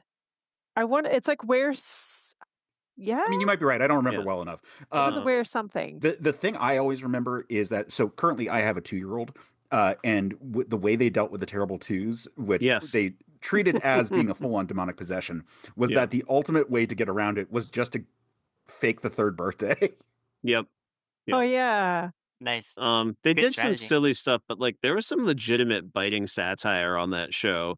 You know, like just not least of all, like the We Say So Corporation, Right. Yes. Mr. Richfield. This whole, you know, this was the show that radicalized me against corporate America as a child. So shout out to Nice. dinosaurs. It is a wereman, and he looks like a caveman, and he's terrifying. Oh, okay. Yeah. He's a wereman. Ugh. Oh, no. It was very upsetting. Yes. I want to revisit the show. I tried when Disney Plus first dropped, and it looked too gross for me. I couldn't get back to it. I need to. The baby, they're all pretty gross looking. They have an episode that is just a satire about the concept of war, and they have to where they explain that the word war is an acronym for "We Are Right." Yeah, it's perfect, and it's just a great. It's the 2-legged dinosaurs against the 4-legged dinosaurs, and it's for bullshit reasons. Yep, it always is. Oh, that's right. Yeah, I remember that now. Yeah, there it is. Oh yeah, it was nuts. It was like literally, it was nuts that they were fighting. It was a crazy episode. Yeah. I remember being like, "This doesn't make sense, guys." All right. Yeah, perfect pick, Case. That's my personal favorite, one of my personal favorite shows of all time as well. So I'm so happy to see it go early. I was gunning for that one. Amanda Rivas, you are on the clock. Well, I'm gonna have to go with my personal favorite for my number one pick. I was a Full House kid growing up through and through. Did I suffer through Fuller House? I did. Oh no, Amanda. Did I do that? Oh no. Did I do that? Did I do that? It seems your nerdy neighbor walked through the kitchen, knocked your entire draft onto the floor, and unfortunately, you can't pick up Full House right now. Oh, So jeez. the good news for you is you're picking on the turn, so you know you got another shot at it after this. Well, I'm gonna go with my next favorite show in the lineup, and that was Family Matters. Loved it. Loved Look it. what you did. That hurts. That Good was pick. yeah. I was like, you can't go wrong with Family Matters. I mean, it's just I loved so many of the heartfelt conversations. Like Carl and Urkel's relationship just Mm-hmm. it was so heartfelt as much as they had as much as Carl got driven nuts. Like I loved that relationship, that dynamic there. The will they won't they with Steve and Laura, and I thought Myra got a little screwed over. I was like, not. As an adult, I'm like, yeah, I'm even more convinced. I was like, she loves Steve as he was, Mhm. and yeah, there's that whole thing. I loved everything about the show, the humor, kind of the goofiness of it, but the relationships were so heartfelt as a kid. Like you were right at home in Family Matters. Like their living room was your living room. Yeah. So I'm not mad at all at this pick. Yeah, like this is the show that really built TGIF. Like Full House was there at the launch. Steve Urkel was not a central character when this show first started. But But he by was, the season later, they were Yeah. calling it Urkel. And exactly. as a big nerdy kid, because I had the Urkel glasses, I looked completely different than I do now. As a big nerd, made fun of just nerdy girl, like I totally got Urkel. I was like, I get you, and I'm rooting for you. I'm rooting for you because I'm a nerd too, and I get that. Yeah, absolutely. Yeah, you had your Urkel cereal, and yeah, my mom called the show Urkel, and she was certainly not alone. I probably did sometimes as well. But yeah, Urkel was a phenomenon, and I think you maybe got like Justice for Aunt Rachel. Yeah. Thank you. Yeah, you maybe got the ultimate TGIF show. So great pick, Amanda. Of course, before we get into round two, I've got to check in with our hosts to see how things are going on our TGIF block. Isn't that nice? Urkel and Laura were Valentines after all. You know what would be really nice if Mark got off my foot. When do I get a turn on the couch? How about never? Take it easy. Step by Step's coming on. Yeah, tonight Alice Van has her big debut. Yeah, cool. Rock on Step by Step. Let's just watch the show. TGIF. We're really having a great night. We've got our snacks. We are gathered around the television, and I'm so glad to be sharing this with all of you. All right, Amanda Rivas, you're going to kick us off in round 2. What's your next pick? I'm scared now because I'm like, I want to pick Full House. And like, is that eligible to be picked this time? It's eligible to be picked. Yep. I'm going to Yeah, relive you the trauma. I'm just going to rip the Band-Aid off. Let's go for it. I need Uncle Jesse and that glorious hair on my team. Please. and you are safe this time. Oh, thank goodness. I was like, I will barter for Uncle Jesse, guys. On my team. Well, I'm glad that it worked out for you, Amanda. It's Uncle Jesse. It's the hair. But hey, like, you also have George Clooney on Baby Talk with some pretty glorious hair, if all else fails. It's not quite the same as like Uncle Jesse hair, though. And the music video, did I sing Forever? I did. I did. That's like an earworm in my brain sometimes. Yeah, absolutely. Yeah, why do you love Full House so much beyond Uncle Jesse? Well, for me, it was a big kind of tie into my relationship with my sister. She was definitely the Stephanie Tanner of it all. I was DJ, being the older sister, so I really liked the dynamic between the two of them. And then having Michelle, it was like there was one part where I was like, maybe I'd like a third sister. I'm glad I just have mine. I'm good. But it's just and my mom would be like, you know what? These talks that, the guys are having with the girls, like, you need to listen to some of these talks. Like a lot of, I loved Kimmy Gibbler. I know she was kind of annoying for a lot of people, but I'm like, she reminds me a lot of, my best friend growing up. And it's just, there was a lot of points where I was able to relate to it as a kid. Like everything, it always made you feel like everything would work out, even though as an adult now you feel like, yeah, it's way more chaotic now than what you guys were saying. But it was nice to have that feeling of comfort, knowing that even when things got really bad, there's always a way to figure it out. Even if it doesn't wind up as picture perfect, you can figure it out, was the message I got from that a lot. And you had support around you. Yeah, and you can't overstate how huge that show was. I mean, they had no problem launching that Fuller House reboot. The nostalgia was there. Well, and I think it's great that you say that, Amanda, because the show very fairly gets tagged with it being like corny and silly, and it's got the catchphrases and, the beavers and everything like that. But also, it's a show about a family whose mom is dead, and like they get Yeah. into the emotions. They're not afraid to go there and talk about heavy stuff and serious stuff, especially in those early seasons. And I know that's what really connected with me when I watched it. Well, and having men be very open with their feelings because, for me, I grew up in a Latino household. And so it was like, men didn't talk about emotions and men didn't, or openly, talkative, or like you were taught to bottle your feelings up. And so seeing this dynamic of, a caring, like these 3 guys living in this house and they all care about each other. They're all coming together to raise, the girls. Like it was a really cool concept to see that and just how genuine those connections were too. Yeah, there's real heart behind it all. And I think that's why out of all of these shows, like that one stuck around like one of the longest times, Not all of these shows got successful reboots 20 years later. All right. Well, Amanda, thank you so much for sharing with us. And Case, you are on the clock with your round 2 pick. I am going for a wild card, and I am going for Muppets Tonight.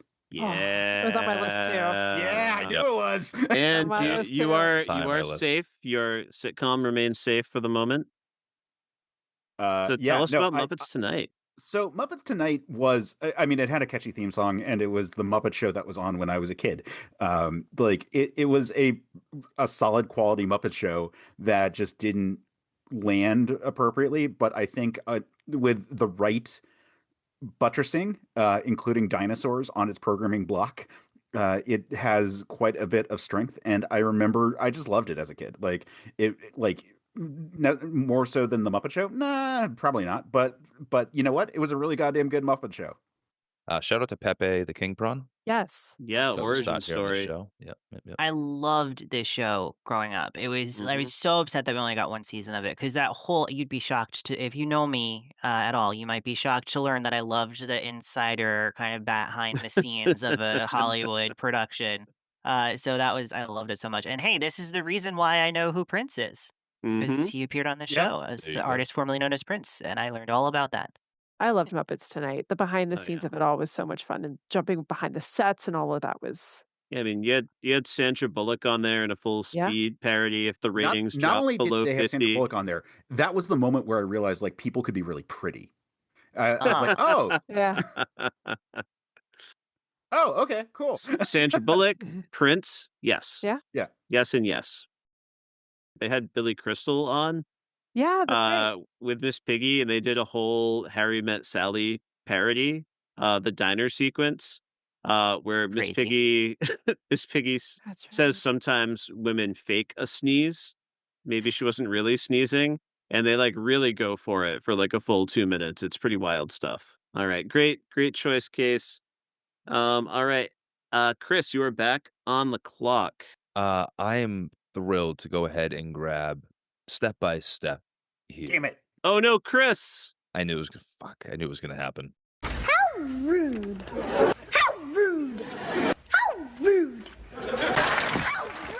This is rude. This is rude. You've offended Stephanie Tanner, and you know I just don't know what to tell you, man. Sorry. Well, You're unfortunately gonna have to go with a different show for this pick. I regret celebrating that quote at the beginning of the show. I I'm understand your pain. Yeah, I'm also gonna reach into the wild cards here, the failed experiments, and I'm gonna go ahead and grab the one that I think is probably only in this bucket because it didn't stay on TGIF very long, but it was a perfectly successful show. Give me Clueless. Oh man. Yeah, happy to have this in my lineup. I recently rewatched the movie on an airplane, and I was shocked to find so much value in it. I couldn't Oh, believe how yeah. much I found that movie to have to say today. And so I remember the show as a kid, and I remember being obsessed with the comedy on it and feeling like it was so grown up. So not that I wouldn't have been allowed to watch it, but I just like loved indulging in that world, something that was so foreign to me. Not just the wealth, but like the teenage fashion of it all and the romance. Get 3 of the actors from the movie who returned for the show. You don't get Alicia Silverstone, of course. But I think the story, the format probably works even better as a show than it did as a movie. Getting to live with these characters in this world episode after episode. So, yeah, give me Clueless. Happy to have it. Yeah, it's a great pick, Kris. I'm sorry that Stephanie had to be so offended by your pick in that moment. But you know what you gonna do? Should have. I think you made out great. Alex, you are on the clock. Cool. Well, all of my favorite shows have now been taken, so that sucks for me.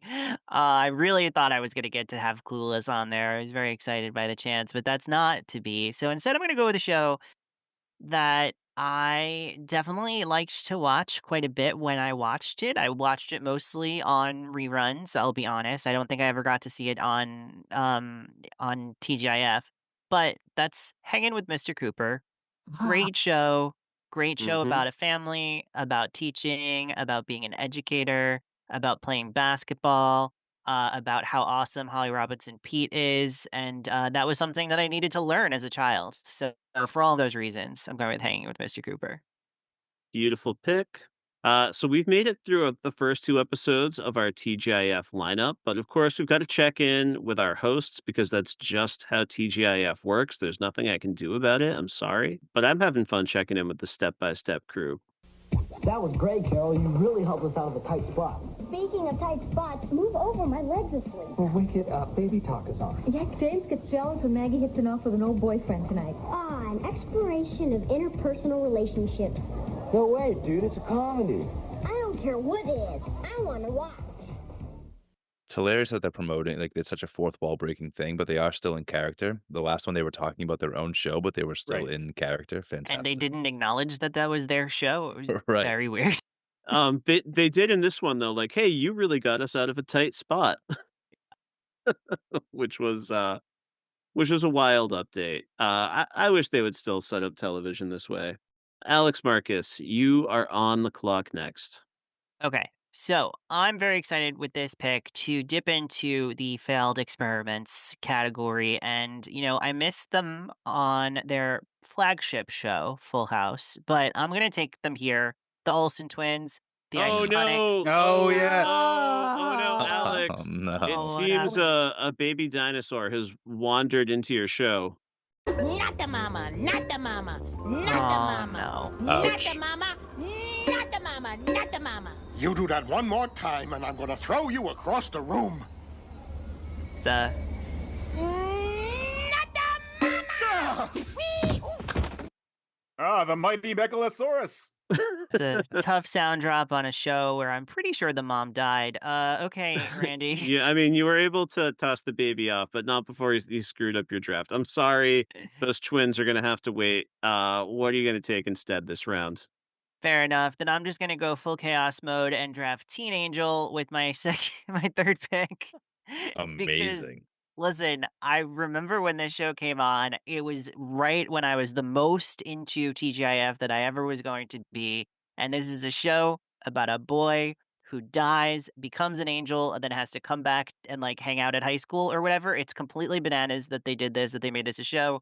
But it's part of the year that we got the sort of like travel through time with Salem Mm-hmm. crossover that meant so much. And it really is when I think of TGIF, all of the wackiness, all of the silliness, all of the heart and humor, and then there's always a little bit of something extra where you're like, what were they thinking? This is that, and I need that in my lineup. So I'm very happy to take Teen Angel here.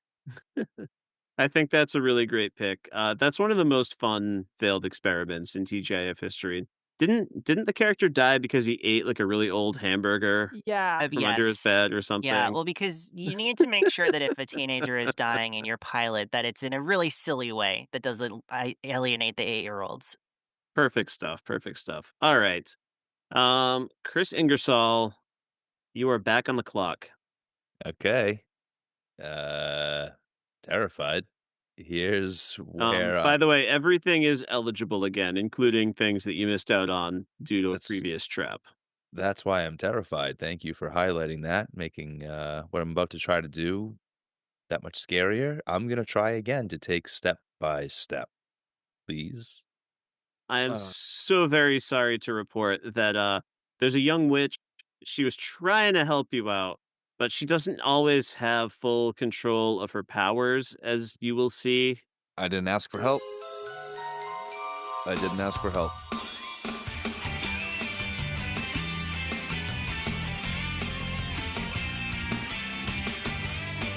See, she can change her outfits, but sometimes things go a little bit wrong for her. This is so not me.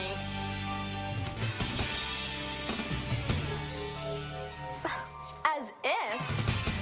I mean, honestly, a pretty good look. I've got to get better at this magic. Yeah, she's got to get better at this magic, Chris. At least Yeah, I got the so clueless tie-in during that little soundbite. things are looking bad for you, but sometimes on a show like this, just when you think things are going wrong, sometimes a neighbor, a friend, someone will help you out. Someone just called you down to their basement, Chris. What is it? The UTC, the Urkel Transformation Chamber. Yep. How does it work?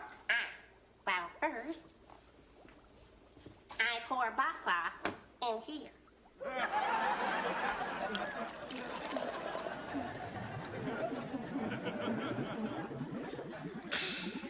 Phenomenal production design. Then, once I'm inside, you pull this lever, and every cell in my body is bombarded with boss sauce. The tension is exquisite. I love that. I'm glad to remember he had the suit inside so that the machine didn't help his clothes change, which is nice. He does actually have to change his clothes. Let's do it. One thing that annoyed me was that Stefan canonically was not as smart as Steve. Yeah. Right. Whoa, it's dark in here.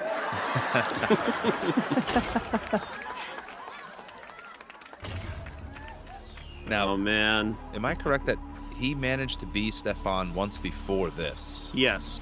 Yes. We established the character. Yes. Yeah, the cool juice. Yeah, this is the return of Stefan. Yeah, and then eventually they split off into two separate people. Yes. Yes. That's why she already has an affinity for Stefan. She knows what she's looking forward to. Here. Exactly. Yeah. She's so excited. Yeah. I mean, who wouldn't be? You got into that suit pretty fast. Pretty good change. That's right, baby. I'm back. And you've got me. Well, Kris, Laura's got Stefan, and so do you. And you know what? He pulled our girl Sabrina aside, gave her a little pep talk, gave her some confidence. And you know what? She was able to zap that pick back to you. You dodged the trap, man. Wow. Thank Wow. Urkel came in with the win for you. That's so good for you because I was going Uh, to steal it just out of spite. Yeah, he was. I appreciate. I respect Yeah, that. Stefan was there in the wings for anyone who got trapped more than once, and it was you, man. The lesson that we Oh. learned here is to believe in science, right? That was the moral of the story. If we take Science saved nothing the else day. away from this. Yeah. Yeah, let's Trust go the with science. that. Let's say it was that. So that was a direct Um, result of me trying to take the same show and getting bombed again. And so Urkel Yeah, saved me. you got bombed, but because you got bombed twice, I had a safety hatch. As someone who got like just deeply destroyed by traps in a holiday movie draft last year, It I was tough. really thinking about how to like support someone who suffered in this situation. So You're a gem, Randy. You're a gem. All out for Step by Step. So why do you like Step by Step, Kris? Yes. Oh yeah, I do love this show. I thought this whole cast was so cool. I loved the whole like modern Brady Bunch thing. You had a blended family here, which wasn't super common on television yet. I didn't know this about myself until like I finally grew up and like smoked some pot. Sorry to the podlings at home. But Cody was like a really early stoner archetype character that I had a massive affinity for. He was like my favorite character on the show. And he would be the first in a long line of like chill stoner dude characters that I absolutely loved long before I ever knew what it actually felt like to puff a little bit of the good stuff. This show subverted certain like it established for me the trope that I guess I didn't know that stereotypically blondes were supposed to be dumb because the blonde sister was like the snappy, sassy, like too cool sister, and it was the brunette that was like the ditzier Yeah. female character, subverting what I now understand it was trying to subvert a trope. But for me, it just established the opposite of the trope because I was so young watching this show. all right, well, Kris, that was a phenomenal pick, and I'm happy to report, Case. All the twists and turns are now off the table. We've got smooth sailing here to the end of the draft. So, Case, hit us with your next pick. Okay. This is where it starts to get like kind of weird. I'm going to go with On Our Own, which the reason why I'm going for it is that I remember it coming out at the same time as Party of Five. And one was the sitcom, and then one was the dramedy, and the dramedy was the one that like landed and went further. But On Our Own was the one that I remember watching and being like, "Oh, this is actually kind of fun." So I'm going to roll with that. And the fact that it's like all the Smollett family is just kind of its own weird detail now in the modern state of things. But I didn't know that at the time. It was only when I was like looking up the show for this. Right. I never knew that. What a great fact. I never knew that. It's wild how like ABC was like, hey, you know, Disney had this great formula for children's movies where we just kill the parents. So let's Yeah. just make as many dead parents as possible for our fun family sitcoms. Amanda, you're up for your round 3 pick, and I believe you are the only person who has not picked from the failed experiment category yet, so you don't have to do it Yes. this round. But if not, you'll have to do it in round 4. So just keep that in mind as you are making your selection. Well, since I'm the only one who's not picked it, I'm gonna wait. On that particular category, I'm gonna go back to the staples, and I'm gonna pick up Sister Sister. Nice. That was my Because other option. that my sister and I loved that show growing up. Yep. Like that was one of the ones we stuck with watching the longest because, you know, I mean, how often you get like twin sisters? Like they try to like get together. You see like the different qualities like for them bonding. I remember that whole premise was odd, where it was like they were separated at birth, but then here y'all all get to live together again. And it was a lot of fun, kind of, Mhm. it was like hijinks ensued with the sisters, but then they always managed to, like, again, work things out. And just the way that they just all came together despite the very odd circumstances and just again just made everything work. It was a lot of fun. And then watching them, kind of go through and try to figure out different problems and then they wind up going to college and like it was one of those shows that you grew up with, Tia and Tamara. So I've been a big fan of theirs growing up. So that one had to be part of my lineup. I thought about taking it, but I couldn't take it from you. I knew it meant too Thank much you. to you. Thank you. And I was recently accused of being a bad friend on a draft so I wanted to be a nicer friend on this draft. Well, I think that you were just affected by this positive family programming. All right, Amanda, before we go into the last round with your last pick, we've got to check in with our hosts one more time. It just would not be the TGIF episode if we didn't do that. So let's see how they're liking the lineup.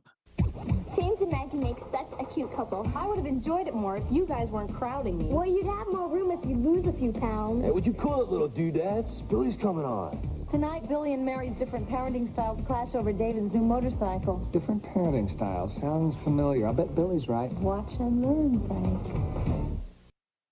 So maybe not the best sensibilities on display in this particular promo. Not a lot of kind words between these siblings.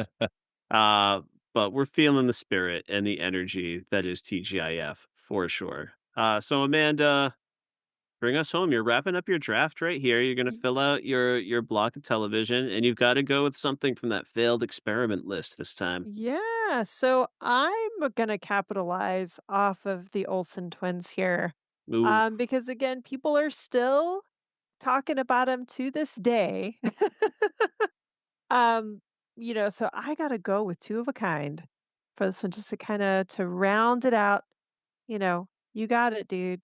And Alex will never be nice on a pod again. And I love that you've got double sister vibes going here. I have the whole sister theme going all the way through. Twins. Yeah. All right. Case Aiken, let's round out your lineup. What's your last show going to be? All right, so I have a very weird lineup because honestly, of what's left of the staples, I don't give a shit about any of these. So I'm going to go with a weird one, which I actually don't remember. But when looking it up, I was like, you know what? I could fuck with this one. So I'm going to go with Aliens in the Family, especially because my lineup is so Muppet heavy. Yeah. And this is a Jim Henson project. Yep. Mm-hmm. People watched it. I vaguely remember watching it, and I was like, this is weird. But if Cannot believe it's real. I know. Like that's when you real. look it up, you're like, this can't be a real thing. But then you also have to remember that Alf was a real thing. So you just go on. Remember when Alf hosted a talk show? Yeah. Yes. Yeah, man. No, I remember Aliens in the Family quite well. I was a huge dinosaurs fan, huge Muppet guy. I was hyped for this show. Didn't leave a lasting impression. It was gone very quickly. It got dropped after a handful of episodes. I believe they eventually brought it back just to run out the episodes they had before it was officially killed. But yeah. A failed experiment, but a fun one, if nothing else. Maybe with your Muppet-centric lineup, you can bring it somewhere. Who knows? I know. The block is all about the weird prosthetics that we're doing, and considering the fact that On Her Own also featured the oldest brother pretending to be the grandmother, then we can sort of make some sort of thing work with all that. I don't know. Something about it.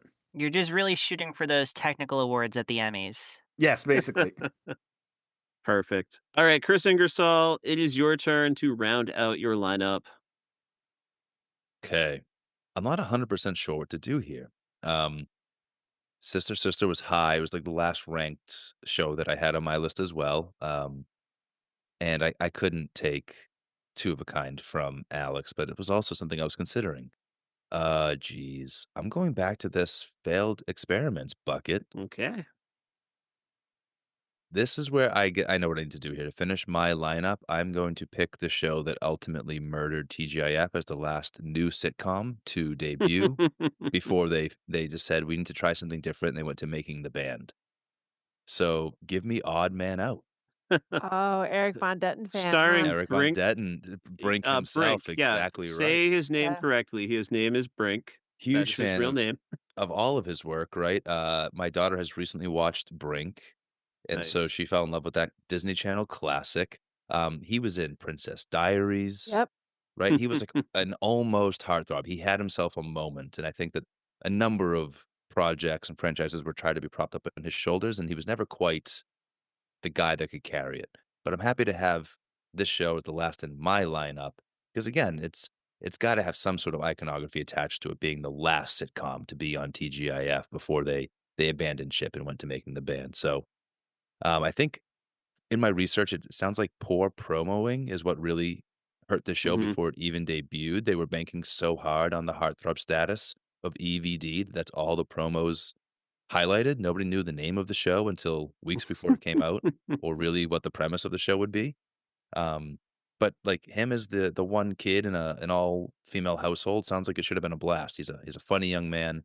He can take his like he's good with a sarcastic sister a la Brink. So this show should have done better, I think. Well, they've done that concept quite successfully on Nickelodeon with The Loud House. Exactly right. Strong recommend. Yeah, we watched everything he was in because my sister had a massive crush on Eric Von Däniken. Do y'all So remember that? weird. So weird? Yeah, So weird, we yeah. watched it was so Wow. much. Like she was so into him. So everything he was in, I feel like I've seen it. Beautiful. All right. Well, that's a great pick, Chris. And you captured the spirit of those later days. Alex, let's close out your lineup as well.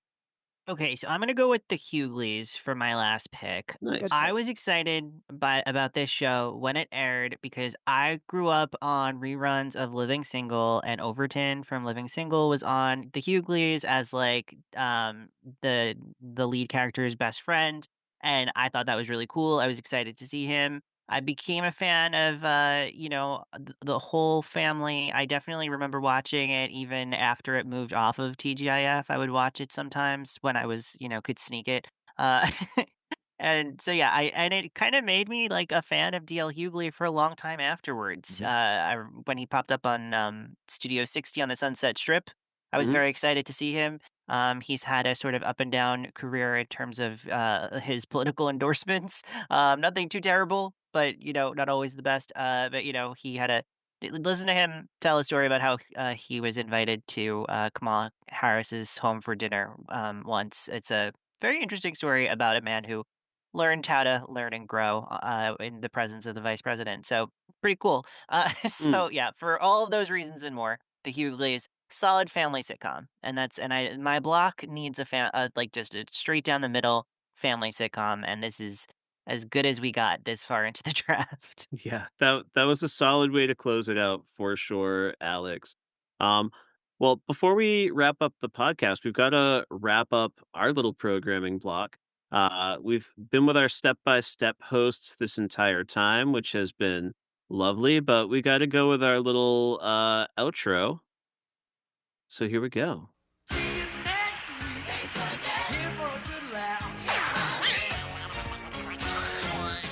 Thank you so much, Friday the Mouse, for closing it out for us.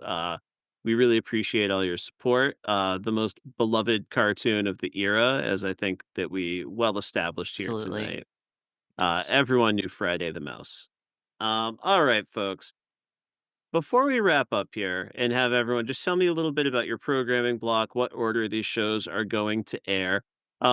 We do have a lot of shows that we didn't get to talk about yet tonight, and I don't think that we have to cover every single one. But I did want to give people a chance to shout out any honorable mentions, or on the flip side, maybe a show that you read about and you just thought, what the fuck was this? So any honorable mentions or what the fucks that you want to shout out before we hear those final rankings?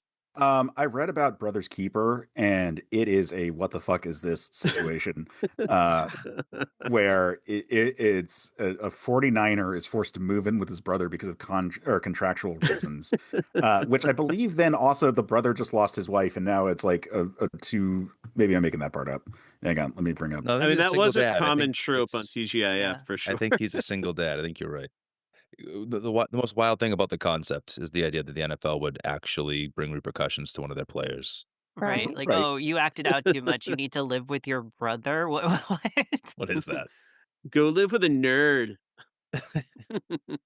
Yeah, that's wild. I gotta say a wild one that I did never heard of is Hi Honey, I'm Home, a show about Mm. like actual 1950s sitcom characters who get transported into the modern 1990s and then have to live there. It's like somebody watched the Brady Bunch movie and was like, maybe we could make this weirder and less appealing to a wide mainstream audience.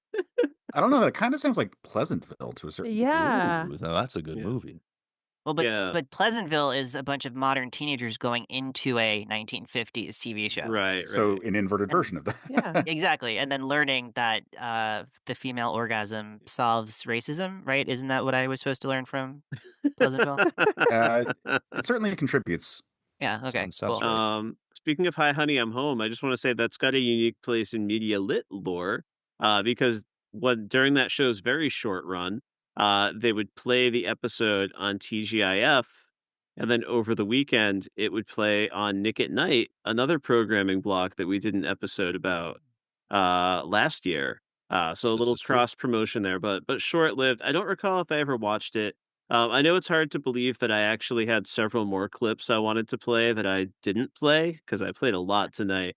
Uh, but I will say the "Hi Honey, I'm Home" theme song kind of rips. It's worth checking out the theme song. Uh, all right. Any other what the fucks or honorable mentions?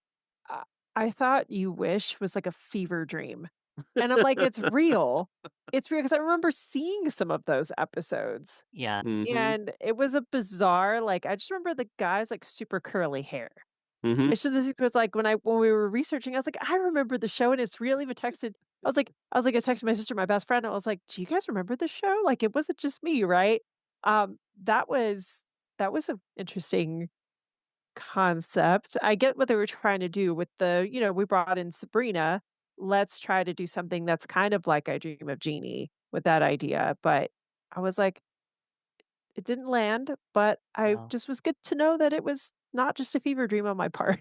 It's like Yeah. trying to recreate I Dream of Jeannie by not understanding a single thing about why people Yeah. liked I Dream of Jeannie. And I loved It's I like Dream of Jeannie as a kid. the fact it was a genie was not the main thing. Yeah. No. I Right. didn't remember this, and when I was researching, I came across like the main thumbnail, and like the genie character is giving. I don't like the way he's looking at us in like this Yeah. main. No. And so before I even read the description to remind myself of what the show was about, I'm like, why is this up close magician looking at me like Yep. that? Yeah. And then I Yeah. found out that he is supposed to be a magic guy. I don't like it at all. No, it's like I Yeah. Dream of Jeannie is a rom-com. Like, what are you doing putting like a guy genie who doesn't look anything like a genie?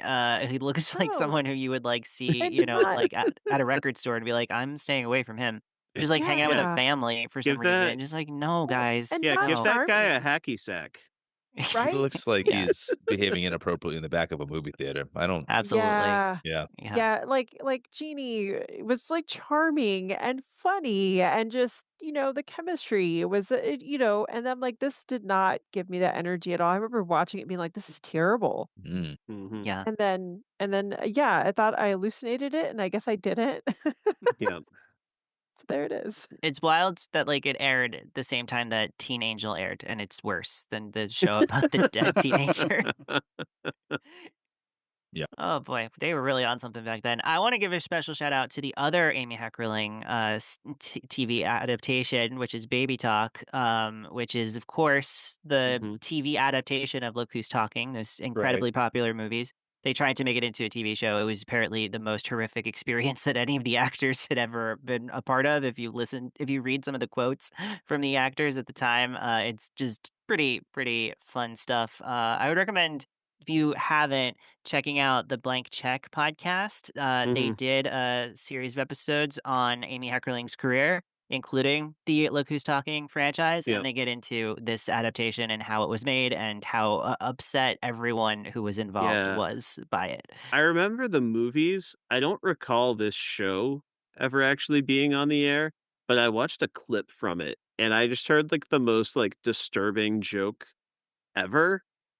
And it was like George Clooney with glorious hair, which was kind of fun.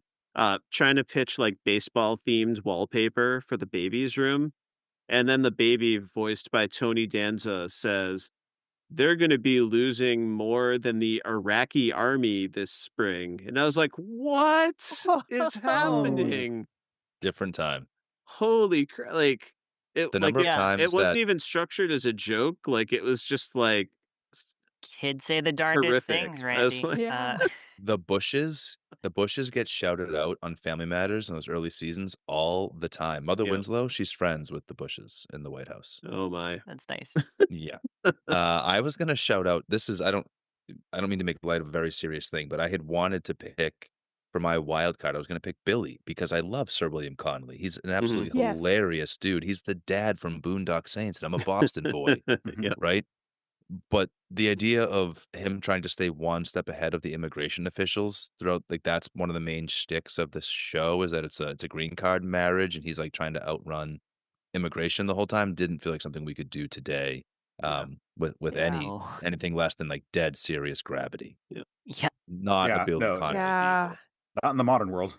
Not a Billy Connolly Yeah. vehicle, but shout out to Billy Connolly. I had to find a way to at least shout out the Mhm, sir. mhm. And did anybody remember how stacked the cast for Camp Wilder was? I'm like, Hilary No. Swank was in that, and it was like Hilary Swank and Jay Marr, and yeah, I was, screw Jared Leto, but he was in that too. Right, right, right. Um, but I was like, Jerry O'Connell was in that. I'm like, that was a really Whoa. loaded cast and I'm like, I don't remember it at all. But No, I've Was never this even heard of researching, it before now. yeah, researching, I was like, wow, all these people were in the show that I had zero clue about. before or after she was the next Karate Kid? I think it was before. I think it was before she was the next Karate Kid, and Yeah. also before she was on Beverly Hills 90210. Yes. Yeah, and Mhm. this must be pre-sliders for Jerry O'Connell. But Yeah. post was My Secret Identity. Oh, yeah, like, similarly, like, yeah, like, you had Going Places, which had Alan Ruck and Heather Locklear, Oh, that's right. and Stacey Keenan, Dana Foster from Step by Step herself, as a matter of fact. I just wanna say I think you all nailed it apart from the fact I'm a little bit appalled that no one took Perfect Strangers because that was not at the top of my list, but, admittedly, I think I watched that more in syndication than I actually ever watched it on a TGIF night.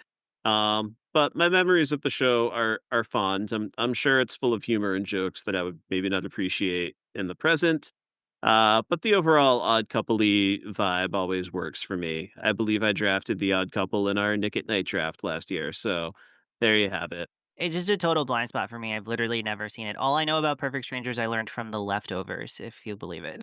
Hey, but nevertheless, Balky helped you win your pick in the draft today, so Absolutely. So I owe so him everything. Thank you. They're still doing Comic Cons too. Yeah. Oh, that's awesome. I couldn't tell you who the other person is. I don't know what the other character's name is. I only know Larry. Balky. Okay, sure, if you say so. Alrighty.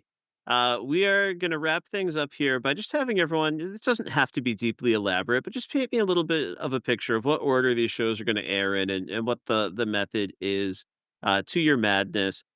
Kris Ingersoll, co host duty time. Kick us off here. Walk me through your lineup. Sure. Yeah, I think, the programming block starts at 8 o'clock, right? And we talked about this being a family affair, but I think it's important that it starts with the most family-like of the show. So I'm gonna start with Boy Meets World, the most family television of my lineup. We'll move then to Step by Step. We're still in the family world, but we're getting a little more mature. Maybe the 6 and 7-year-olds have gone to bed. The 9 and 10-year-olds are still up. Then we're moving on to Clueless from there. We're getting much more mature now, and maybe the programming is more for the teenagers and the family, a little bit more for the parents. And we're going to end every single Friday with the show that ended TGIF overall, Odd Man Out every week. Perfect. I think you picked the perfect order there. Amanda Rivas, tell me about your lineup. Well, clearly for the number one prime time to just open things up, I gotta go with Full House. Mhm. That's what's gonna draw people, that's what's gonna bring people in right off the bat, and that is such a staple. Um, and again, it's family it sets the family tone, makes you feel good, makes you laugh, gives you all the feels. Um, I'm gonna break up my sister shows here, and I'm gonna capitalize off of people that are Full House fans. I'm gonna go ahead and put in Two of a Kind Mhm. next, because I wonder if it had some of that better placement, maybe it could work. Because I also think for my third show, which would be Family Matters, I feel like there's enough of a draw for it that people will stay on. And Smart. and, so I wanna keep people engaged. I want people to check out, the show in the middle because they're going to have to watch it if they want to, watch Family Matters. And Yeah, I'm it's like gonna the logic back in the day with like Friends and Seinfeld, and whatever show Yeah. was in the Yeah. middle was gonna at least make it a season. Yeah, exactly, exactly. So, and then I'm gonna end with Sister Sister. End on a feel good note, feel good energy, kind of this group of misfits working together and sisters vibing. So that's what I'm gonna go with. Beautiful work. Case Aiken, tell me about your Friday night. All right, I've got a very like nice kind of flow to my Friday night. I'm going to open up with On Our Own as the most the least out there kind of show, and I'm going to get progressively weirder. So I'm going to start with On Our Own, and then we're going to do Aliens in the Family, where it's still a terrestrial family. It just happens to have aliens in it, and then we're going to do Dinosaurs, which is likewise, I think, the scenario of being a strong show that'll keep people interested. Um, it had the cachet of the baby being like just so goddamn popular. But I'm the it is a baby, gotta fully love me. yeah, but it is a fully animatronic situation by that point. And then we're gonna close out with Muppets Tonight, which kind of feels like the most like an SNL kind of like late night Mhm. show anyway. So yeah, so it's gonna get just progressively weirder and more surreal as we go. So again, On Our Own, Aliens of the Family, Dinosaurs, Muppet Tonight. That was a great pick, apart from the fact that it just made me really want a 2-hour Friday night, Muppets Tonight, every Friday. I would Yeah. take that. Yeah. But yeah, great pick. Alex Marcus, please close us out. Give me a vision of your Friday night. Okay, before I talk about my team, I do want to just briefly say I love that Amanda chose. Now, if we can say that Steve and Stefan are twins, and I think we should, then every single one of her shows feature twins, and that's Nice. pretty fun. You're Nice. welcome, everyone. We love a theme. I don't have quite a theme to go by, but I'm gonna kick it off with the Hughleys. Start off with a family sitcom. It's a little bit more grown up of a family sitcom, if I remember it correctly. I think it did air in the 9 o'clock hour when it was on, but I'm gonna say times have changed. We've progressed a little bit in terms of what is okay to air at 8 o'clock. So I'm gonna say we go with the Hughleys for 8 o'clock. We go straight into 8:30 with Hanging with Mr. Cooper, which is again, it's a little bit more of a, we got kids in it because 'cause they're high schoolers, right? But we got a little bit more of like a romance vibe too, like a little bit of a rom-com thing, but we got the education, family, it's all kind of coming together. Raven Simone is a staple of Yes. gonna get people in the door during those first hour. And then we're gonna hand it over to the fantasy genre for the 9 o'clock hour with Sabrina kicking it off. That is, I like peak Sabrina is teenage love affair. It's Harvey. It's all of that stuff. Yeah. So she's got a love hate relationship with the witch hunter who's on her tail. Remember, everybody remembers the witch hunter from Sabrina, of course. So I'm here for all of that.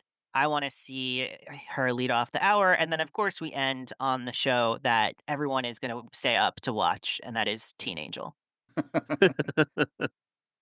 Just be careful what food you eat from under your bed. No old hamburgers, Absolutely. please. All Listen, right. that was a teachable moment for me as a child. I never ate a year-old hamburger after that. Smart. Smart man. Folks, when I started Media Lit, I always knew I wanted to occasionally do draft type and very special episodes. And my first two ideas were a Nick at Night draft and a TGIF draft. So you all helped me realize one of my first visions that meant a lot to me. We maybe went a little bit longer than anticipated, but I hope it was a heck of a lot of fun for all of you. You were all incredible, and thank you so much for being here. I'm also really thrilled to have had you all join us. Thank you very much for coming to the show. It's a pleasure for me to be in the classroom solo with Randy being taught, but when I get to join a whole classroom full of students, it is the absolute best. So thank you for joining us. To the podlings at home, if you enjoyed your listen tonight, you want more Media Lit content, come and find us. Pull up your favorite web browser, type in Media Lit or Media Lit Podcast, and I promise you're going to find us in places like Facebook, Instagram, Twitter, Blue Sky. Most recently, we're on YouTube, where you can see sometimes our faces and other times much better looking faces of the subjects we like to talk about. So check us out there on YouTube as well. Is there anywhere folks can find you, Kris Ingersoll? And do you have any other work out there in the world that you want people to find? Yeah, besides co-hosting this podcast with my dear friend Randy, I'm also the co-host of the Batman by the Numbers podcast, a once-a-month endeavor for the Pop Break podcast feed, with my dear friend Daniel Cohen, my co-host, often joined by Alex Marcus, if we're being honest with ourselves here. We get together once a month to talk about all things Dark Knight. This year, it's been our world's finest era. It is the year of Superman. We had a ton of programming leading up to the big drop of Superman 2025 in July, and we've continued on. We just put in the can the definitive Superman draft with an all-star panel of drafters. So be sure to look out for Batman by the Numbers on the Pop Break podcast feed. I'm also an actor and a voice actor. I'm a father and a husband. You can find me doing those things on Instagram at Kris_Ingersoll. And that's Chris spelled like Kringle. Perfect. Thank you so much, Kris. And I am your host, Randy Elaine. You can also find me at the Pop Break, along with Amanda Rivas, along with Alex Marcus, and so many other wonderful people. You can find my writing over there. You can find me on Pod of Doom, a Black Sabbath appreciation podcast, which is wrapping up very shortly. Follow Media Lit on socials, and you can follow me from there. Thank you so much for being here. It's Friday night. TGIF. We'll see you next time.